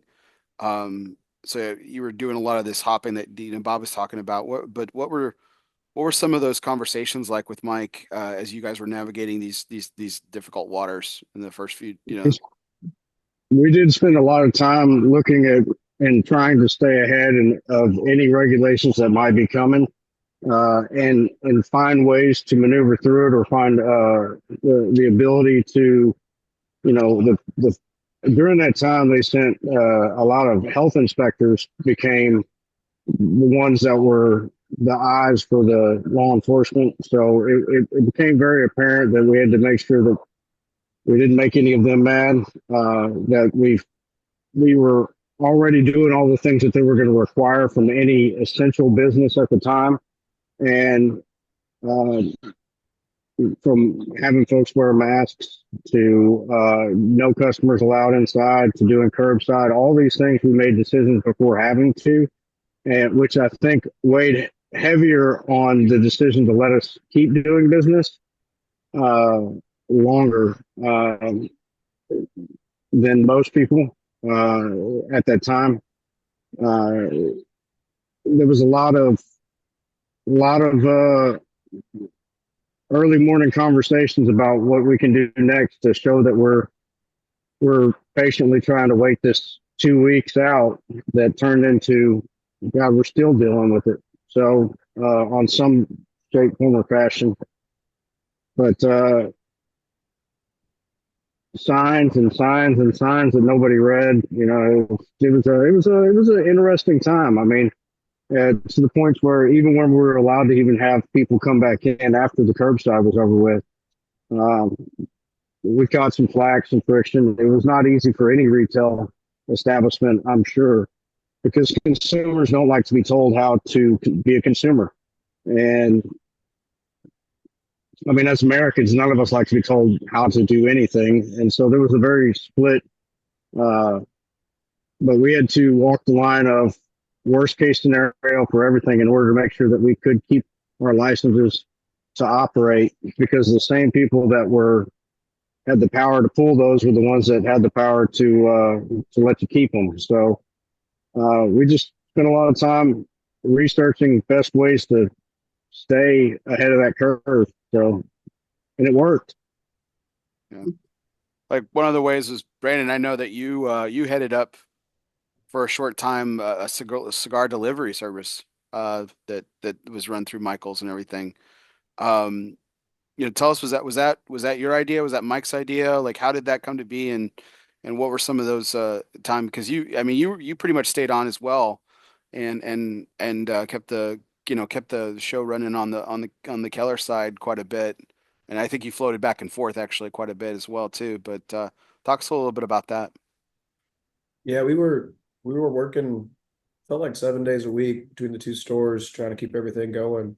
Um, it was nice because they were shorter days and my wife was off, so I'd go home to a nice home cooked meal every night. So I put on some weight during COVID for sure, but we burned it off running back and forth with the cars. I think when it first started, we were freaking out thinking, you got to make sure this thing's able to make money still and be able to meet the consumer in the ways that they want to be doing business in any way that we can. And so I think initially we started with thinking, let's offer people delivery. So me and Kelly would drive around and drop cigars off to people after we closed at 6 to make sure everybody got their cigars same day. And that was nice, kind of seeing where some people live and getting to meet their pups. And we're dog people, so anytime I got to meet somebody's dogs, it was always a treat. So, but it was nice to kind of get to know our customers outside of the walls of this place. And it was great to have the support of the people that were loyal customers that wanted to make sure that we stayed in business through it, and that when other options to buy cigars elsewhere were available, maybe even more convenient, they chose to continue to do business with us, and we were always very appreciative of that. Austin, remind me of the timeline now. Was COVID just after or just before Mike promoted you to manager of Keller? No, it was after. I think it was well after. Okay. It was a couple of years later. God. Okay, my timeline is really skewed. I apologize. So talk about being in a role similar to, obviously with Bob and Tracy, you knew you were probably staying on board, and what those first days and weeks were like, as Mike was probably communicating different things to you, and like what some of that was like. Well, it was hard, right? Because I mean, I was one of the ones early on following the 4chan stuff in December of 2019 with COVID going on, and I knew something was coming. I mean, obviously, if it was in China, it was going to eventually be here just due to international travel. And then it started getting more and more real. I'm pretty sure I had it in February of 2020, before the US started really reacting, because I think we shut down March 27th is when we furloughed everybody. And I think it was Tracy, Bob, Brandon, I, and Mike over at a meeting in Euless of kind of going over the strategy and the game plan of what's going to happen going forward. And it was us three, because those were the three that were going to keep on board. The way it was going to roll for me is I continued to run Keller, Tracy would continue to run Euless, Brandon would hop back and forth between the two. And it was really difficult staff wise because obviously over the years you form very strong bonds with everybody, including bartenders and part timers and stuff like that. And all of a sudden one day they just don't work for you anymore. And there are a couple of people that were pretty upset that, you were kept on and they weren't. Obviously I didn't have any answers on that. It is what it is. It's kind of what I told them. It's not like I sat down and made the decisions. But it was like Brandon said, to see the customer support us over that time when there were easier outlets, online sales. I think Brandon and I actually initially volunteered to go on minimum wage because we had no idea what the lasting effect was going to be. Initially, it was only supposed to be 2 weeks, but then it started to look more severe than just that time frame.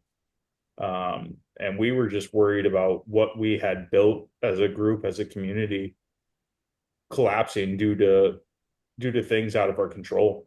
So it was an insanely stressful time for all of us. I hate it. I don't I don't know if I ever would have been in the position that I'm in now if COVID wouldn't have happened.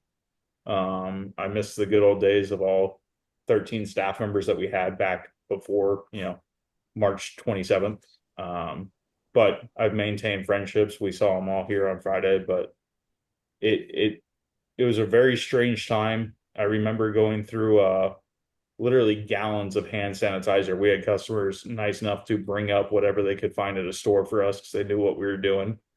I think that the time that my butthole puckered the most was I was in the middle of helping about 4 or 5 customers curbside, and all of a sudden, Keller PD pulls up, and I see a gentleman get out of the truck or the Tahoe, and I see stars on his lapel. I was like, ah, shit, I'm about to get arrested. Something bad's about to happen. I'm wondering, do I call Bob? I was like, I'm sorry, sir. I'll be right with you. And he's like, yeah, yeah, take your time. And I was like, okay, seems kind of cool. He's like, hey, man, I'm the new police chief. I just wanted, I'm a big cigar smoker. Just want to take you guys out, see what it's about. Like, oh, that's pretty cool. So I invited him, and he actually lit up a cigar with me, and we sat there and talked. He's like, man, I can't wait till you guys are good to go and everything's back open. I'll come up here all the time. I'll support you guys. But yeah, COVID was a very hard time for the staff and for the people who were left on. We busted our ass, and we made it work. I mean, both shops are still here; they're still thriving, but it was very challenging for us. The thing that always surprised me was there's customers that knew what they smoked by the color of the bin and where it was in the humidor, not the name of the cigar, the name of the brand, nothing else. And so people miming the instructions on how to go find the cigar that I was like, come on, just go ahead and give me your first and last name and I will find exactly what you smoke. Yeah, it was always great because they'd pull up at the curb and you'd be like, "Hey man, what you looking for today?" Be like, "Oh, it's got a red band, maybe some white writing on it." When you go to the humidor, you take 5 steps. It's about at your hip level. Well, sir, your strides are different than mine, and my hip level is different than your hip level. So I bring them out what's close. No, it's not one of those. So I literally, there were some customers who I'd go in the humidor and pull out every single red band and put it in multiple trays and bring it out to them. And they would go through them one by one and be like, that's the one. It was on the complete other side of the humidor. They had no idea what they were smoking. Uh, you know, Bob, I had the opportunity to tell your mom this at the wake and the funeral, and you know, um, and I've said this to Tracy a number of times over the years and stuff too. So I'd like to take the opportunity to say it to you as well, publicly. Mike and you and your family did a lot for me over the years by keeping me employed. Um, you know, back when I had my first child, making ends meet was really tight. So that second job was really necessary for my family. And I definitely would not have been able to make it without you guys. So I'm eternally grateful to both your dad, obviously, Tracy, for keeping me on board for all those years. So I really wanted to thank you. Yeah, we loved having you, brother. Some of the best and fun years of my life, man. Really, really enjoyed it. Coop, you remember? I know you asked me a couple of times, like, "Hey, are you ever going to go back?" And and I always said that I would go back probably when the time was right, especially this was early on and stuff.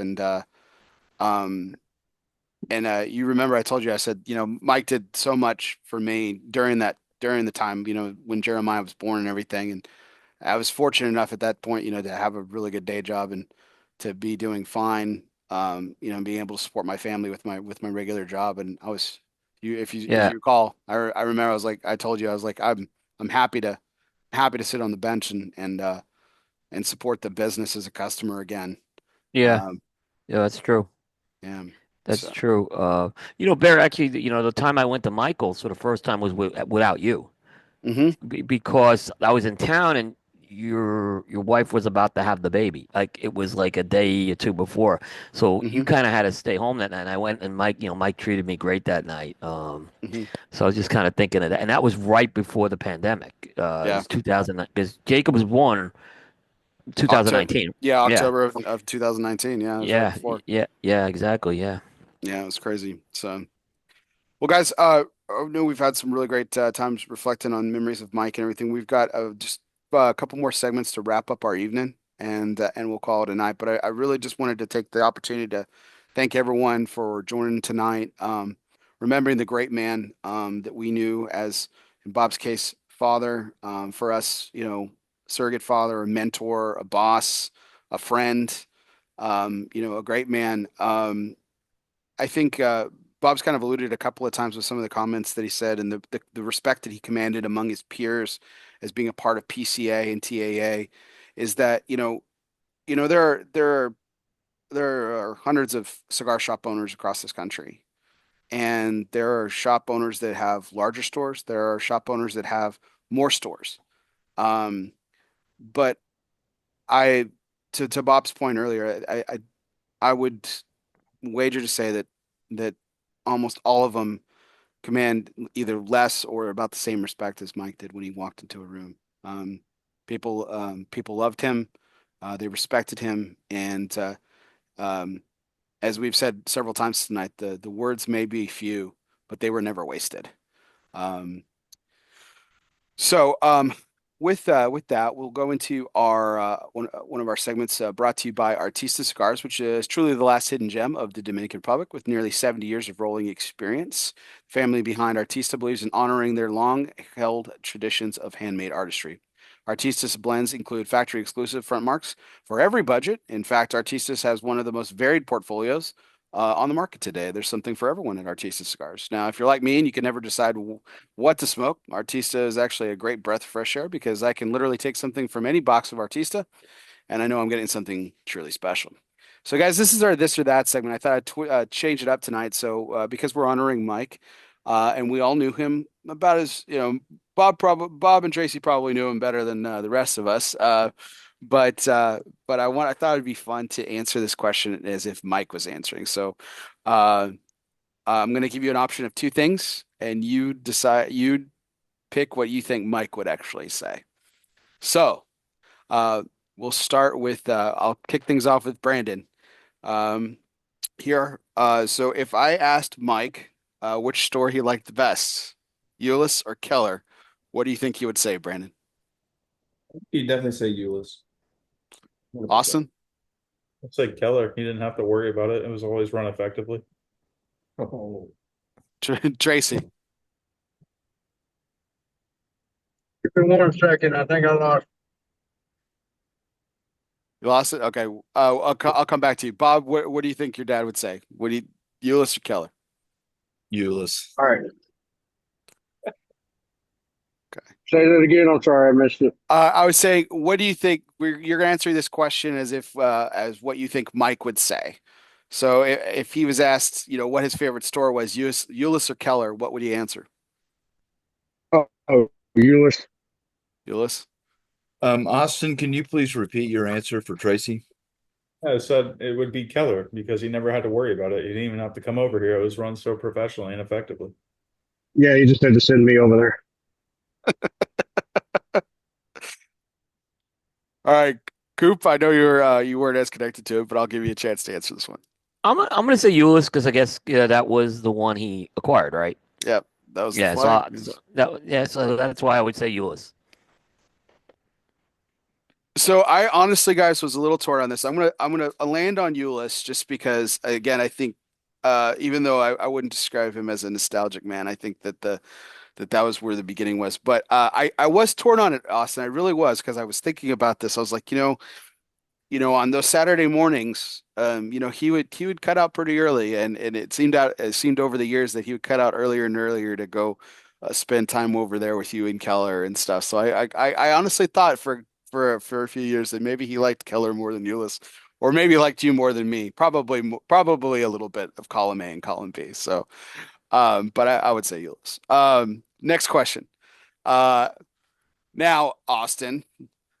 This is what you think Mike would answer, okay? Not you, all right? Um, would Mike did Mike enjoy the Tatuaje events hosted by Michaels or the Jewish State events hosted by Michaels more? Or what he would It's find the most memorable?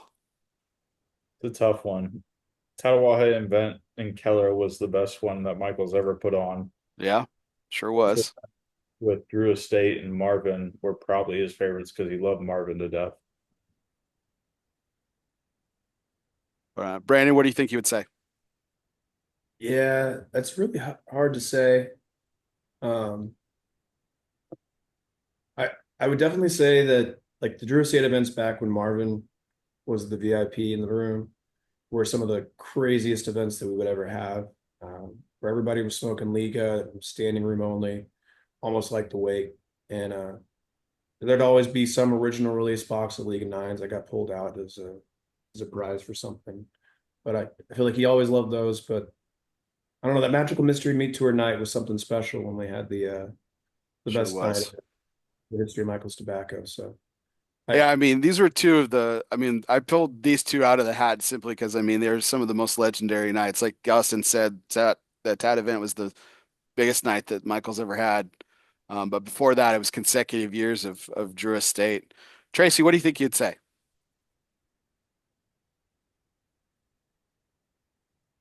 Well, as to which one he liked more, Yeah. I don't know. I mean, I think he was tired after both of them, but he always stuck around long.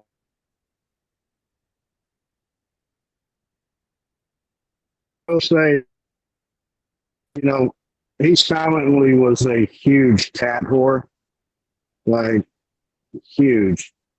Like he loved Hawaii. He just wouldn't tell anybody at the time. But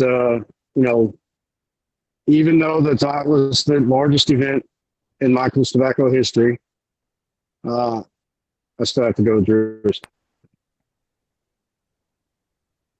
Bob, what about you? Did he ever tell you, or you could just kind of take a guess like the rest of us? No, I mean, I think the guys hit the nail on the head. Obviously, business-wise, that Tatawahe event was great. It was on a different level, but the relationships he was able to build with Marvin, and he like Tracy said, he was always a closet tat whore. But you know, he went to Marvin's wedding due to the relationship they built during that event. He when Marvin came into town with his movie, he invited Dad to the VIP showing. Uh, the relationships that were built through those Drew events over the years were truly special to him. So I'm going to go ahead and say it was Drew. Group, I know, yeah, didn't have a chance to attend either one of these, but they were pretty darn legendary. All of them were some good times. Yeah, yeah. I mean, I can't. I know you talked a lot about the Tat event, and I know Mike talked to me about Marvin a lot. The times I talked to him. So yeah. Yeah. Hey, Bears segment or whatever sidestep. This is the 7th anniversary of that TAT event today. Oh wow. Wow. Gosh, I can't believe it's been 7 years. That's crazy. Yeah, it's a lot On, of fun. only an S&S guy would know that. Come on. True story. All right, Bob, I know you said you got to travel extensively with him over the years, but we've all heard about his travels. over the years as well too. Where do you think he would say that he preferred going to travel for cigar business, Nicaragua or the Dominican Republic? Oh, Casa de Campo or bust for him. The Dominican. Tracy, what about you? What do you think he would say? Dominican or Nicaragua? Honestly, I think he enjoyed his time with Justo in Honduras. Oh Yeah. wow. Okay. He Okay. talked about and just the two of them when everybody else was sleeping more than any of the other trips we ever took. So I would have to say it's not on the queue, but I'm going to go with the Honduras trips that he went with Jerry. You know, that's funny. I remember him talking quite a bit about that trip. With you with that point, Tracy. That's a good one. That's a good one. Yeah, Um, Julio Aroa is his industry hero. He has a lot of respect for that man. yeah. So he really enjoyed those trips to Honduras, sitting on the patio drinking coffee with Julio. So yeah, that's definitely a good answer, but uh he sure did love Casa de Campo in the DR. Nice. Yeah, what's not to love about it? True that. No. Austin, I know you got to travel a little bit for Michaels too, mostly Nicaragua, but what do you think he would say? It's tough. I know. I mean, it's hard to argue with Bob's answer. Going after Bob on all these is kind of unfair. But he always talked about how much he admired and respected Julio Aroa. So I'll go Honduras as well. Awesome. Brandon? I feel like at some point he probably got tired of the trips. Feels like once you've been on one, you've been on all of them. Do it again. It didn't seem real interested in like going back. But I think I'd probably go with Julio being his biggest hero in the industry, There and you the go. time that he got to spend there, I'm sure it was pretty special. I think on that trip, one of our customers who also was a former employee, Kyle Scroggins, was on that trip as well. I think even Tyler Jeffrey might have been on that trip. Yeah. Yeah. I know that was a really special trip. Um, but the only trip that I was able to go on with him was the Drew Estate factory tour. And I went on it as a customer. It was before I worked here. I think that was 2015, maybe March of 2015. But that was a really special trip for me. That was my first expedition out of the country for a cigar related purpose, and it's more of a fun trip than a like learn trip. I know some of the Nick Perdomo trips can be a little bit more work, uh, but it was fun hanging out and shooting the shit with him late at night around the league pool. That's the one that'll be the most special to me. Yeah, I know Coop, you and I, we talked a lot about our time with Costa de Campo with him and on that Davidoff trip. And he seemed to really be at ease Oh and yeah, yeah. just relaxing. But we did talk about Julio Aroa in one of our conversations because I had been down there like the year before, like before we started prime time. I actually did the trip to the Jerry farm. So I know we were talking. I know we were definitely talking Julio Aroa. All right, Bob, since they said that it was unfair with you going, I'm going to have you go last on this one. So, um, Michaels has had some exclusives over the years. We've have a private blend that's made. Uh, Obviously, like a lot of stores, and uh, Tracy talked about the NAS, which was kind of an unofficial Michaels exclusive for a time. But there are two kind of standout exclusives that stand out to me. So, which is the Flores E. Rodriguez Connecticut Valley Reserve Double Perfecto and the La Aurora Black Diamond Preferito #1 that were Michaels exclusives with the secondary Michaels bands that I remember. So, uh, Brandon, I'll let you go first. What blend do you think he would say was his favorite for Michaels exclusives? I'd probably have to go with that La Aurora. That Black Diamond Preferito was special. Austin? Black Diamond Preferitum. It the CVR in my mind didn't really turn out to be like the original CVR that I think Mike ordered. I think we still have some of those left, or they still have some of those left. But that La Aurora was absolutely spectacular.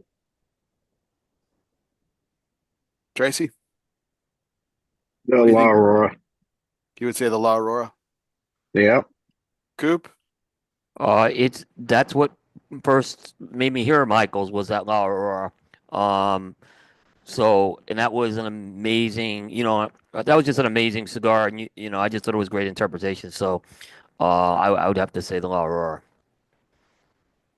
That'd be my guess too. I have a great story about that too. I remember Mike was going on. Mike loved to visit Santa Fe at least a couple of times a year. It felt like a couple times a year.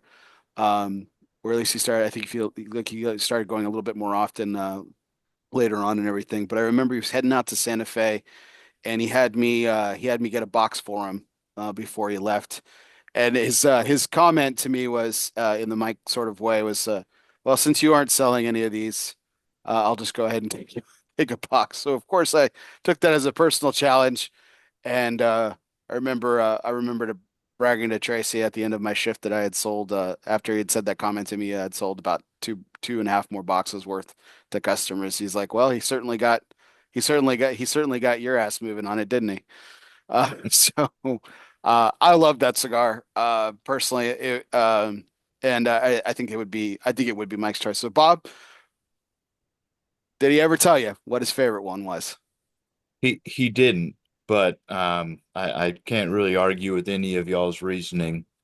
I think he always loved that blend anyway, and the La Aurora Preferitos, they do those right. So he always really loved that cigar. So I'm thinking all y'all are right. I don't know 100%, but I can't really argue with any of your logics. Awesome. All right, guys, just a couple last questions to wrap up our evening. This segment is brought to you by Postano Cigars. It's our Everybody Eats segments. If you always make sure that your servant's towel is bigger than your appetite, everybody will always get theirs. Postano Cigars is more than just great cigars made by cool people. They embody an attitude of gratitude and grit. With Pastania, everybody eats. Um, I can remember having a lot of wonderful meals at the shop, and I had some great opportunities to eat with him over the years, different scenarios, whether it be a PCA or things like that. The chili cook-offs at Michael's were always legendary. Uh, Brian McGee coming in and making steaks. So a lot of fun food stuff, guys. So like over the years, what were some of your fondest moments of sharing a meal or eating with Mike? Brandon, we'll start with you. So my favorite meal was a La Polina dinner that we had at PCA in Vegas. It was at Resort World at the Italian restaurant there, Brezza, and it was a multiple course meal, and it was all phenomenal. But there was a gnocchi that they had that just changed my life. I couldn't shut up what that gnocchi was. And so every year that we go back, even when we don't eat there, I'll get it to go. Sometimes I'll pregame a meal with that gnocchi, so I'll go eat that before we actually go eat the meal that we have on the docket for that night. But that was the one that was the most special to me. And getting to hang out with Bill Paley and all the crew from La Polina was a really special evening as well. Nice. He really does do that. He goes Oh, and gets it to oh, go, and then yeah, it's kind of silly, really. I believe it. The last Hey, time I got it, it was before we went to eat like a steak dinner with Drew Estate. And I ate my gnocchi and then I ate my steak. And then Mike didn't want to eat his steak, so I ended up eating Mike's steak as well. Uh, so I had two steaks and a serving of gnocchi all to myself. Jesus. All right. Well, that's doing it right. Uh, Somehow skinniest of all of us. Cooper, I think we might have this. You and I might have the same answer, but I'll let you go. So it's obviously the Davidoff trip, but there's two meals. So when I first met Mike, remember you guys were flying in from Dallas. I said meet me at gate D36 at the TGI Fridays. because you can smoke there, right? Hmm. So you guys get there, and Bear order like we all order like burgers and onion rings, and Bear orders Brussels sprouts. And I think we all just looked at like, Yeah. like, and so like Bear was like, I'm on this health diet. Like we're all giving him some crap. But a couple of days later, we go to Saga, and the tomahawks come up, and I just remember, we were all devouring the tomahawks, and Bear threw Brussels sprouts out the window at that point. And Yeah, I don't have, absolutely. yeah, yeah, that was Absolutely. was that the one? Yeah, definitely. Yeah, And it's funny that Brandon mentioned La Polina. There was another time at PCA where La Polina invited us to go to Maggiano's. And I'll never forget this because they had pre-ordered dessert, which was they had ordered like the tiramisu, which has right. chocolate in, which I obviously can't have. And so I just sat there very politely and said no, thank you. And of course, Tracy and Mike know why I'm not eating dessert. And Tracy's like, "Hey man, just order something else." I'm like, "No, I'm not doing that." And Mike said, "Hey, can we get a cheesecake or something down here?" And it was just really fucking cool. I remember Uh, you telling me this yeah, story. it was Yeah, just really cool because I was just so embarrassed because like they pre-ordered this meal and I'm sitting there on somebody else's dime and then yeah. but Mike was awesome that way and he just and Tracy and him both stood up for me and were like, Bear gets a dessert too, and it was really great. So, uh, Tracy, what about you? Favorite meal shared with Mike? Well, there were a couple of them over at the house on the back patio. He grilled some steaks. So just more, just the one on one, just after the show was over, we're sitting down, eating steak, and then go out and have a cigar and talk about the next week's game plan. So wasn't any fancy restaurants. Mike could cook a mean steak. He had a system to it. So thoroughly enjoyed those times. Of course, all the other food was prepared by Alice, which was magical because all Mike could cook was a steak. I think Bob can attest to that. You don't grow my size without eating mom's food. Right. Yeah. Well, I met there. I mean, there are countless opportunities. Obviously, family dinners and things like this over the years and stuff like that. But I mean, is there a time that you can a specific meal you remember where you just really enjoyed?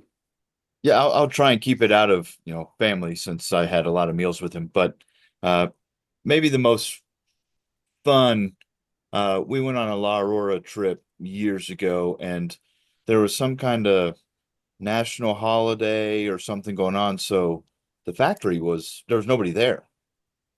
It was just shut down, and they all managed to overlook that fact. So we got to go instead of going to the fields, we got to go to his condo on the beach, private beach on this expat community. And we're sitting there just hanging out. And he just like whistles to these two little kids and they run over. He speaks to them in Spanish and they run off with their snorkel gear and they come back about 15 minutes later with a bunch of shrimp and octopus. And they make ceviche. And so we're all sitting there hanging out, eating ceviche. We're smoking cigars, talking. He says, "Hey, is everybody still hungry?" And we said, "Yeah, sure. Why not?" So he whistles. These kids run over again, speaks to them. They run off. They come back with about a 35-pound bag of just lobsters, still alive. They go into the little shack. The guy cooks them up, and we just eat this fresh lobster, just literally straight out of the ocean. And that was a really cool experience. I've had lobster, but never like that. That's awesome. Awesome. Austin, I don't think you've had an opportunity to share yet. Yeah, mine kind of goes back to Tracy and Bob's. And I got lucky one day. I guess Bob had to leave for something when he was over in Keller, and I was there in the morning. And Mike brought lunch for Bob and him because they always used to eat in the back together every day. And Mike was like, well, Bob's not here. You want his serving? I was like, what you got? It was Alice's chicken and olives. Mm. And I got to sit back there and have one of the best meals of my life, courtesy of Alice Peacock and one of her signature dishes. And honestly, I still crave that meal to this day. That's awesome. When you That's get married, I'll teach your wife how to cook it. Oh, there you go. There's a challenge, Austin. There you go. All right. Guys, it's time to conclude our evening with our last segment, which is always our curveball segment, which is brought to you by Dunbar Tobacco and Trust. Fastballs or curveballs, it doesn't matter. Since the company's inception, Steve Stock has been knocking them out of the park. 9 consecutive years in the consensus top three. Congratulations to our good friend, Mr. Steve Saka. Whoop, whoop. So, gentlemen, we've been talking a lot about obviously about Mike tonight, and this really isn't a curveball question, but I thought that we've talked a little bit about this in hand, but what's if you could pinpoint one lesson that he taught you over the years that you know that you're going to carry to the end of your days, and for some of us that might be harder than most to pinpoint one thing. What would it be? And I'll go first. Um, I said this a little bit earlier. I haven't always been the best at listening, and it's a lesson that I've learned r really hard in the last couple of years personally. Um, but the person who taught me the most about listening wasn't my own parents and it wasn't my own family, but it was Mike. Um, I always got the most out of listening to either conversations that he was a part of or conversations that he was involved with. Whenever reps would come in and would sit there and talk, I would sit there and listen. And I'd also kind of like to also thank Tracy with this too, because when I wanted to come on board to Michael's, um, Tracy talked to me very early on. He said, "Hey, introduce yourself to Mike, get to know him." And I offered, I basically offered my services to Mike. Said, "Hey, I'd love to come work for you." At the time, I was working for Perry Tong at Pop Safari, and Mike was never keen on poaching anybody. And he said, "Well, Bear, it was nice to meet you." He's like, you know, thanks, but no thanks, essentially. And at this time, kind of thing. And I said, okay. And I went and talked to Tracy about it. And I said, this is what happened. He's like, cool. He says, yeah, he likes you. And I said, he does? He's like, yeah. He said, now shut up and don't say anything. He's like, and you'll get your time. Um, it was, I think it was 4 years later, 4 or 5 years later that you guys said they were able to, the opportunity was able to bring me on. So it was great. But I listened a lot during that time. I got to know Mike a little bit more as a customer over the years, and then even more as I got to work for him. Um, but the life lesson that Mike and Tracy by proxy taught me was to be a better listener, and I've gotten better and better at it over the years, and that's a lesson that I'm going to continue to take for the rest of my days. Is how to be a is how to be a good listener and apply those things that I get to actually hear and input. So I thank Mike for that very much. Especially the last couple of years that I've had some really difficult years. It's something I thought about quite a bit was the lesson that he taught me in listening. So that's mine. Um, Brandon, what about you? I guess I would say not just him, but just Michael's Tobacco in general, Tracy, Austin, Bob, all the people that I've gotten to work with over the years. Have just instilled in me like a work ethic that I can't turn off, and a kind of a care and attention to detail that is just kind of like automatic now. I used to play games where Austin would go in the humidor and mess something up, and I have to go figure out what it was that he messed up. Uh, him not mess, him like going and moving a cigar, twisting it around, doing something silly like that. Um, Going around looking to see if we could make sure everything was stocked. I mean, just constantly looking for what isn't correct and fixing it as quickly and efficiently as possible. And that's just something that to this day at both shops I can't turn it off. And sometimes my wife hates me for it because I'll drive up here and be up here till 2 o'clock in the morning, just taking care of stuff to make sure that everything's right for the next day. But that's something that I'm grateful that I have had instilled in me, and I'm glad that I can't turn it off. Yeah. Austin. So for me, it's not really something that Mike taught me. It's something I always wanted to do, and for me, it's as simple as make Mike proud. Mike, I think Mike over the 8 years that I worked for him, I think he told me he was proud of me a couple times, and it meant more to me than most any other words that anybody's ever said to me, and it ranks right up there with what my parents have said to me in their kindest moments. And being able to make somebody in the cigar industry like Mike Peacock proud meant the absolute world to me. So I strive to do that, and I will continue to strive to do that. Yeah. I hear that. Tracy? There's a lot of lessons over the years. Man, I can't think of too many times I wasn't learning a lesson from him. You know, good times or bad. But two that really stand out is his attention to detail, because you could spend all day long trying to make sure everything was right, or at the end of the day, getting that shop looking like brand new. And he taught me that there were people that were always going to see what was not right versus all that was right. So if you take a second after you think you've gotten it all done and sit where somebody's going to sit to see where everything is going to be wrong, then fix that too.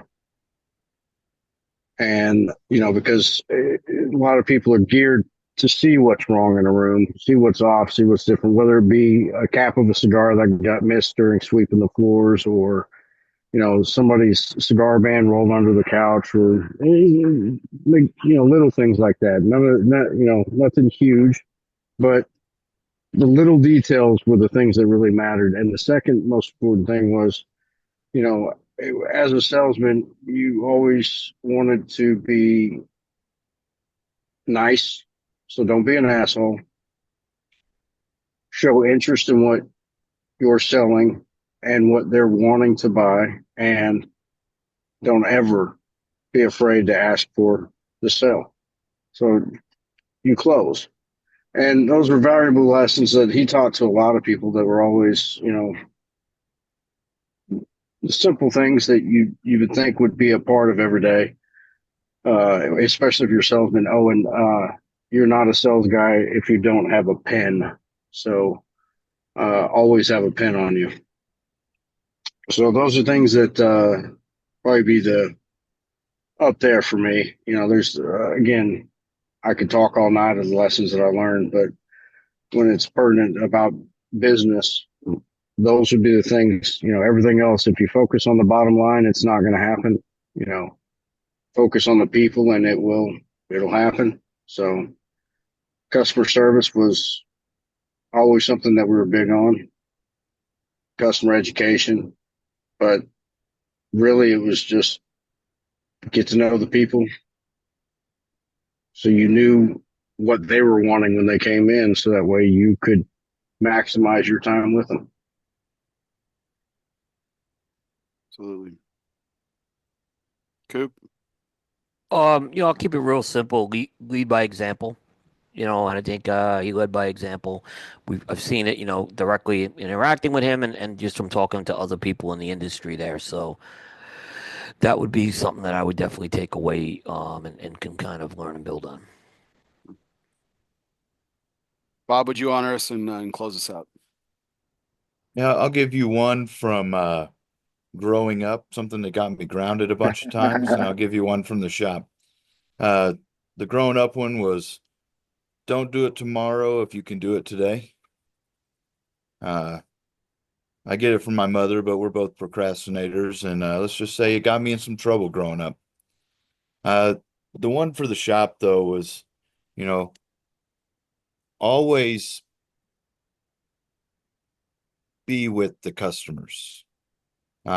if be in the humidor with them, you don't have to be selling them even, just chat with them. There's no way to get to know them, and frankly, you have no way to ever upsell if you're standing behind the computer waiting for them. So just being involved and making sure if every time they come in, they know you're going to ask them about, the Cowboys or name their college team, they're going to be excited to come in and talk to you. And that just gives you more opportunity to build trust and potentially build business. So I think that is a really important lesson when it comes to working in the stores that he taught me. Absolutely. Well, Bob, again, just want to express my heartfelt condolences to the loss of Yep. your dad. We all lost someone very, very important to us. Um, you obviously lost more than a business partner. You lost your father, and I know what that's like recently too. Lost my own dad, this year as well, and I know how painful that can be. So, just want to wish you the best as you navigate through this time and everything. And thank you so much for honoring us with your presence, particularly tonight. But everybody, gentlemen, Brandon, Austin, Tracy, Coop, thank you so much for joining us tonight and honoring this man that meant a lot to me and meant a lot to all of us, and so many people that tuned in tonight and they're going to be listening later on. He was a pillar of the industry, a pillar of the retail community, and he will be sorely missed. Coop, I asked you to have something prepared to read. Something that I wrote years ago when I partnered with Coop on a podcast, and it's an ad that we've read for Michael's Tobacco every episode since pretty much day one since we started Cigar Coop Primetime Special Edition. So, Coop, if you could close us out. Yeah, just give me a second here because the computer just kind of locked. Apologies. So, but I do have it. Give me a second here. Um, and apologies on that, but that's always the moment. So I just brought up the browser again. All right. And yeah, and then Bear mentioned we've done this on pretty much we've done 168 shows with this. So, um, that is a big accomplishment there. So I apologize. Give me 1 second, because of course it Okay. yeah, yeah. Um, yeah, sorry about that. It's all good, Coop. Yeah, I just had to relaunch the browser. Um, So while you got that up, well, I'll just go ahead and conclude a couple of last minute notes here. yep, yep, Um, So this was our 314th take, and it was an honor and a tribute to the life of Charles Mike Peacock, who left us on November 10th of this year, and gave us more life lessons and moments of wisdom, moments of great humor, and like I said, was a great pillar of the retail community and the industry alike. We do appreciate all those likes, shares, and comments. Thanks for everyone who tuned in tonight. We're going to conclude tonight with ad read that we've done on yep, Cigar Coop Primetime Special Edition for almost every episode, and honoring this great man that we called father, yep. boss, mentor, and friend. Yep, I'm all set here. So, with just over a decade of ownership, Michael's Tobacco has become the premier tobacconist for the Dallas-Fort Worth metro area and cigar patrons the world over. With two convenient locations in Euless, just a quick jaunt from the DFW airport, and Keller, Texas, Michael's Tobacco stands as a beacon for the Texas cigar retailers. Michael's was the very first cigar lounge in the state of Texas to add a full bar to its list of ever-growing accommodations. Proprietor Mike Peacock is a former IPCPR board member and now has made Michael's a family affair by having his son Bob join the ownership force. Together, they have brought a true and blessed mainstay for their respective communities. Was you celebrating an anniversary, birthday, hole in one, or just a desire to relax? Michael's Tobacco will have the perfect cigar waiting with an exquisite beverage pairing and lively conversation. Visit michaelstobacco.com for details and a calendar of upcoming events. Michael's Tobacco, not just a cigar shop, but the perfect blend of Texas hospitality and the days of yore. So with that, gentlemen, that'll conclude our 314th take. Thank you, everyone, for joining us. For Mike Peacock, Tracy Spence, Brandon Payne, Austin Borgstede, and William Cooper, I'm Barry Duplessis, live from the Alec Bradley Lone Star Studio of Azle, Texas. And guess what, everybody? We'll see you next time.